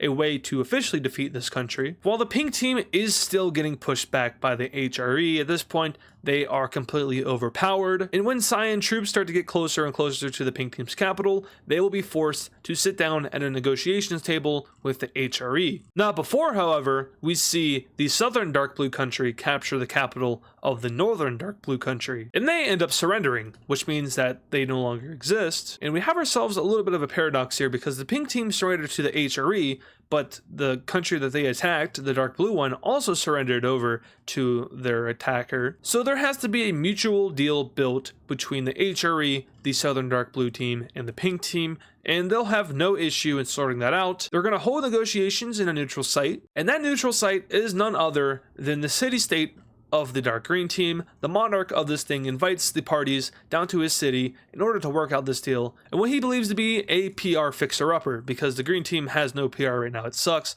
They are dirty fascists, even though they're not anymore technically. So let's take a look at what these guys decided to do in this peace deal. Alright, so in this peace treaty here, we have a lot of land exchanges happening. So the HRE will leave its mark on the pink team in 2 ways. First of all, they'll take land from it, so the dark cyan team will take this land. This was 2 provinces. And then the yellow team will get their claim that they had with the pink team, and they will also get this province right here. Moving on over here to the west, we have a lot more land happening. So the pink team will gain a ton of land in this right here, as well as this province right here, making them have probably a net gain in land from this peace treaty. So they lost a lot of provinces over here, yet they gained a lot over here. They kind of shifted to the east. Not sure if that's a good thing or a bad thing for them. But as for the rest of this treaty, we have the dark blue team getting these 2 provinces from the northern blue team. And yeah, that is the result. So I did say earlier that the pink team is affected in 2 ways. The first way with land. So how else are they affected? Well, they will be forced to join the Holy Russian Empire. Now this is very interesting because the pink team, first of all, isn't Russian. And of course, you know, not all of these countries are Russian in the first place. Religiously, they are not the same religion as the rest of the HRE. They are the blue religion. The HRE is part of the green religion. For the most part, the yellow team has a little bit of that blue team religion within them, if I can find the layer.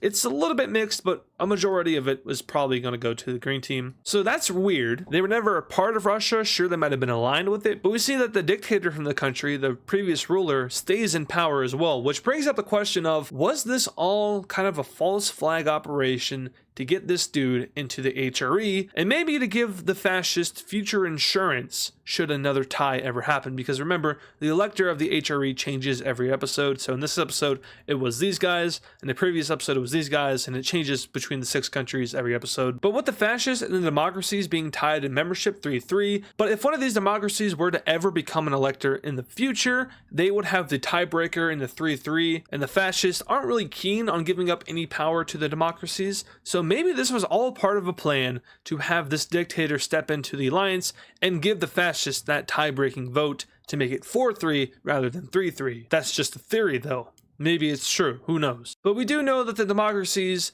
are not happy about the result of this peace treaty. They're not happy about going to war in the first place and being forced to use their forces on the pink team when the fascists kind of just sat back and watched. And they make it well known that they're not happy. And more specifically, these two have the loudest mouths. The yellow team and the cyanish team. There has been a popular request to change the color of the Scandinavian socialist countries. Apparently they look too close to the fascists, which I can kind of see that, especially right here when these two next to each other. Now my question is, what color do we make the Scandinavian socialist countries? Because I feel like it needs to be like a red color. So we're gonna go with this red-orange color. I think it works maybe a little bit too similar to the communist color. Maybe that's a little bit better. We're gonna run with that. Recently there's been a few things happening here. The first of which was the 3 Russian countries over here in the West flipping over to fascism. Remember, they are also members of the HRE, the Holy Russian Empire, which also just added a new member in the last episode, which was the pink team. I've explained how this thing works a lot of times, so if you don't know, go watch either the previous video, which I'm pretty sure I explained it in that one, or when this thing first formed a couple episodes ago. And the second thing that's been happening in Europe is, like I said in the beginning, the raising of tensions. There are troops on the border between the brown team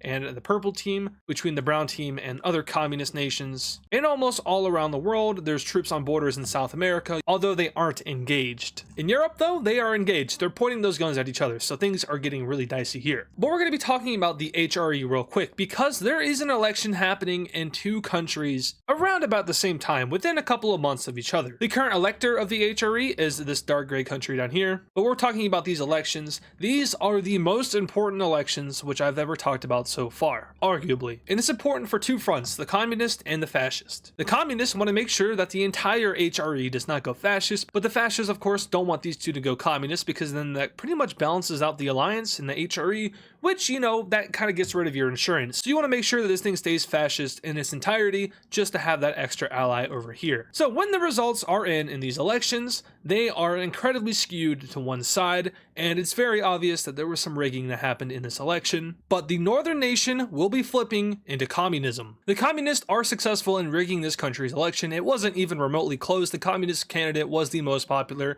and it seems that communism in this country was actually just popular in the first place, which might have to do with the fact that the other HRE countries have gone full on fascist. They've seen how they're acting. They've seen what they've done with the Pink Team War. So the populations of these 2 countries are most likely radicalized in a left-leaning direction, as opposed to a fascist, more right-leaning direction. Now, as for the elections in the southern yellow country here, the results are in, and the winner is a communist as well. This is a super lucky break for the communist alliance and communist bloc across Europe, because now the HRE is balanced between the fascists and the communists. Well, actually, it's not entirely balanced, because there's 3 fascists and 2 communists, and then there's also a dictator and then a full democracy. So it's a little bit all over the place, but the most radical ideologies are kind of like the bigger players here. So it is technically balanced in some way, if you're kind of just ignoring how small this country is. And weak, remember, they got invaded not too long ago too. So there are now 14 communist countries in the world and 20 fascist countries in the world. Still a deficit for the communists, however, they have definitely solidified their presence in Europe, so the major communist countries are feeling a lot safer. One thing I do want to address real quick is the color of the Scandinavian socialist countries. You guys said that this was even worse, and now that I look at it, I agree with you, this is almost worse. So we have to make a new color. Now I want it to be like a reddish color. Like I said, it's socialism, so it should be a red color. So we're gonna go with this. We're gonna go with this pinkish color. It's not as red as I would like it to be, and it also kind of blends in with Finland a little bit, but I think this is a lot more distinctual from fascism and communism, so there we go with that. We're gonna stay in Europe for a little bit though. We're not gonna zoom out to the whole world map just yet, because something is happening in Europe, and it's a continuation of something that started in the last episode. Like I said, the troops on the borders between these countries are all engaged, they're all pointing guns at each other, but something has just occurred along the border between the brown team and the purple team. There was a section of troops who got into a skirmish. They fired upon each other and there were casualties. The blame for the event is certainly unknown. Nobody really knows who started it, and all the witnesses attest that there really wasn't like a true aggressor. It was just kind of like an escalation, and it got bad and it turned into blood. So the governments of the purple team and the brown team will reluctantly meet in Ireland to work out this little skirmish that happened. Little do they know, while they're gone, the two head executives of these two countries, a multitude more of border clashes start to break out between the purple team and the brown team, and not only with the purple team, but also with the Farmers Union, Poland, Norway, and there's also clashes between northern and southern France. In fact, this is where the clashes are most violent. While in the meeting, both executives are informed that these clashes have started to occur across the entire border of the brown team, but here's what's told to them. They're both told that the other country is the one that started the clashes. The first incident, that was completely neutral, there was no blame, but all these other clashes, the executives are being told that they are started by the other country. So when these two leaders come back into the room after being briefed by their cabinet, they both walk out. They look at each other and walk out, and both of them fly back to their capitals in the Netherlands and in Rome. And any kind of settlement over that first incident and all of the following incidents is thrown out the window. Diplomacy has been averted. In fact, both leaders did not look too pleased when arriving back home in their capitals, and some citizens are just a little bit worried. Also, happy 2018, everybody. The current date in WICSO is January 18th, 2018, and it's a pretty cold day across the world. At this point in the series, the internet has developed a little bit more from the past episode, and now information concerning the Gold Team's genocide has reached pretty much every corner of the world. Every country is now aware of the genocide, and almost every single country recognizes said genocide, other than all of the fascist countries who simply say that you're lying, and that is actually not happening. We even have countries such as the Pink Team recognizing the genocide, which is an interesting step for that country to take, but it just goes to show that even if you have a dictator running your country, this genocide is that well known about. The citizens of the world are absolutely disgusted by the actions of the Gold Team, and not only the Horn of Africa, but in Mesopotamia. There has been a lot of genociding happening here, all the way up into Sudan and Egypt. Nowhere is really safe, and some reports even show that the genocide has now started to leak into other fascist nations. Specifically, the Purple Team, whose government was installed partly by the Gold Fascist Team, which means they're not really from the Purple Team actually, they're from foreign land, they're foreign leaders. I mean, right here in the Gold Team, but still, that's not domestic to this country. But as you'll see, and mostly up here in Egypt, there are populations starting to disappear. They are being replaced by other populations, and almost half of the Purple Team has experienced this so far. Remember, the internet has made this mainstream. A lot of people know about this. We also see this happening in the green country right under it, so the genocide continues here. But now we can see what Africa is looking like, and if you remember what the religion map looked like at the beginning-ish of the series, midway through the series, you would know that this is not how it used to look. The genocide that the Gold Team has been carrying out has been very, unfortunately, efficient. And remember, the world knows what they did. But now we're gonna go ahead and jump on over to North America. Taking a quick little break from the radicalism that is the old world, we're coming over to the more docile new world, where we have a country uniting with another country. This kind of stuff really doesn't happen very often, especially in this era of WICSO, because sovereignty is a very popular concept at this point. But nonetheless, it is happening over here with two democratic countries, more specifically between the Californian country and this former Texan country. That's right, California and Texas are uniting. That probably would never happen in real life. I don't think that's capable of happening. It's like trying to mix oil and water. It's just not gonna work. But it works in this universe because this isn't even in Texas. This is like Arizona and New Mexico. But the reasoning for this country joining is for economical purposes. They are a landlocked country, and while they have been improving relations with some of their neighbors like America, California, and even Western Mexico, they still would like to have solidified access to the ocean and gain access to the Great Pacific, which will give them even more access to the Great East, which is very similar to real life, very economically prosperous over in this region, especially in China, as well as India, which is another way you can get there from the Pacific. And plus, culturally, these two countries are very, very similar. So on the day of January 18th, 2018, we have the Green Country formally unionizing with California, becoming a state, or maybe large number of provinces of this country. It's completely peaceful, and it is welcomed with open arms by the Californians. We're going to be erasing an ideology for once. That's interesting. But California grows a little bit stronger. Now we're jumping right back on into that radical mess that is the old world. Sorry that the break was so short, but the Gold Team's leader has just made an announcement. The announcement includes a couple of things, some general, dictator stuff that, dictators like to talk about, like genocidal and just really racist stuff. But he also talks about the birth of his son on this day. He proclaims that this will be the eventual successor of him once he meets the same fate as his father, who died a few episodes ago. And this is largely celebrated not only across the Gold Team, but across the fascist African world. But that's not the main thing I wanted to bring attention to that was in his speech. He also announced that the Gold Team has started a secretive project, one that he says will ensure the existence of the Gold Team for another 1,000 years, and one that will expand the Gold Team's borders far beyond just the Horn of Africa, but perhaps across all of Africa into Afro-Eurasia. This secretive project is the development of a weapon, and the world is very concerned. They don't know what this is. Satellite images cannot detect any unusual stuff happening in the Gold Team. So the world kind of just, they're going to stay alert. They're like, okay, the Gold Team's up to something, but we don't know what it is. So let's just keep an eye on them. Maybe not worry too much, but we're going to definitely keep an eye on them. Now, while the world is attentive to the fact that the Gold Team is up to no good, there has been something brewing within Mesopotamia, and it's something that maybe a lot of you are still curious about. We're heading to the center of Mesopotamia, the most developed city in the world, the capital of the former Old Empire. This region is currently occupied by 4 nations: Norway, the Brown Team, India, and China. The 4 great powers of the world, if you will. Norway not really up there all the way, but still they were one of the leading victors of World War III, therefore they got a partition of the Red Team. But some things have been happening in these 4 occupied areas, and I'll break down each and every one for you. In the Brown Team's claim over the Red Team, there are violent protests occurring, there are riots occurring. The citizens of the Red Team are tired of being occupied by foreign powers. More specifically, they're tired of being ruled by fascists. This is where we see the most violence in the Middle East currently in this area of the Red Team. The Brown Team is attempting to crack down on all the protests and riots. However, a lot of the citizens within this thing appear to be being armed by another nation. As for the Norwegian claim over the Red Team, this area is also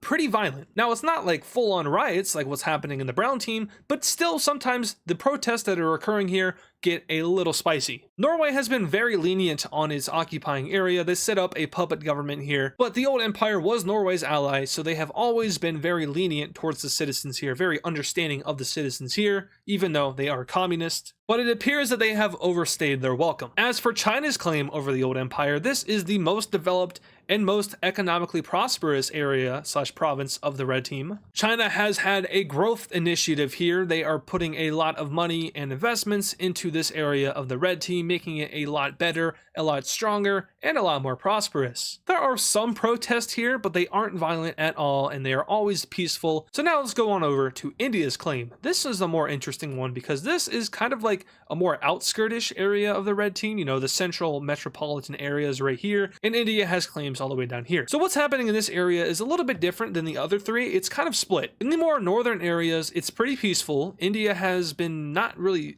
as invested as China has been, but they aren't completely ignoring it either. I wouldn't say they're as lenient as Norway. They're just kind of neutral, which is what India's thing has been. So in the north, like I said, it's peaceful. In the south, it's a little bit more rowdy, but still pretty much under control. Maybe a little bit more protesting than what's happening in China's claim, but still it's it's not as bad as Norway or even the brown team. The brown team once again has it the worst. So in case you were ever wondering about what was happening with these areas, the red team is still under occupation by the major powers, and any attempt to give this thing independence has been sidelined by the dictators of the brown team. And with India participating in the green team's coalition a few episodes ago, their government has also sidelined any calls for independence, as they are more focused on what they call more important issues. Really, the only government that has considered independence and restoring the red team is China. But then the Philippines started to break away / get their independence, so their government too sidelined the red team's proposal. And thus came the protests, so not all at the same time, not all in the same episode. I'm sure the brown team's protests probably started a few episodes ago, maybe the India's protest just started today. I'll leave that information up to you guys. Anyway, the sun has started to set on the day of January 18th,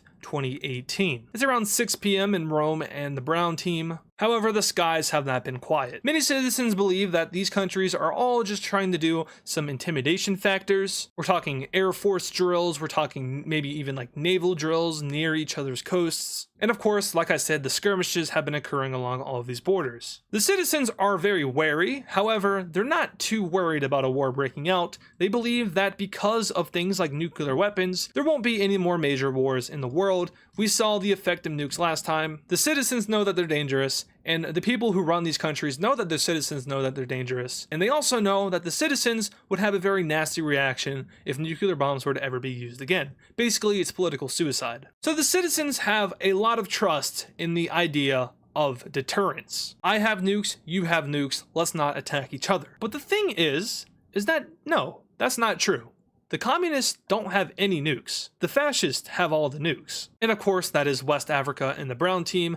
The only other countries that have nukes are America and Mexico, who are both neutral countries at this point. They're both democracies as well. And China, who is also a neutral democracy. So the communists are paranoid, to say the least. It is now 7 p.m. on January 18th, 2018. The leader of Poland has just left his capital city and is en route to the capital of the Farmers Union. 7:30 p.m. Naval activity in the area of the Baltic Sea between Denmark and Sweden has drastically increased. 7:46 p.m. Norwegian citizens are advised to leave Denmark. 7:52 p.m. Poland evacuates all citizens from the west of their country. 8:01 p.m. The Purple Team advises citizens in the Alpine region as well as France and in the Austrian region to leave. 8:17 p.m. The Farmers Union evacuates all citizens from the northwest of its country. 8:28 p.m. The leader of the brown team calls his cabinet into an urgent meeting. 8:38 p.m. Ireland issues a state of emergency. 8:41 Greece issues a state of emergency. 8:45 The blue team issues a state of emergency for all citizens. 8:50 p.m. The Indian military completes its mobilization. 8:55 p.m. The West Africans mobilize their military. 9:01 p.m. The Libyan Navy is mobilized. 9:19 p.m. America issues a state of emergency. 9:30 p.m. The dictator of the brown team finishes his meeting with his cabinet members. 9:33 p.m. The brown team calls all of its military officials to the capital city. 9:49 p.m. Southern French troops start to invade into northern France. Their troops move in swiftly in coordinated and organized fashion, threatening the capital city of this country. 10 o'clock p.m., January 18th, 2018. The square team unanimously declares war on the brown team. Troops from all sides of the border of the purple team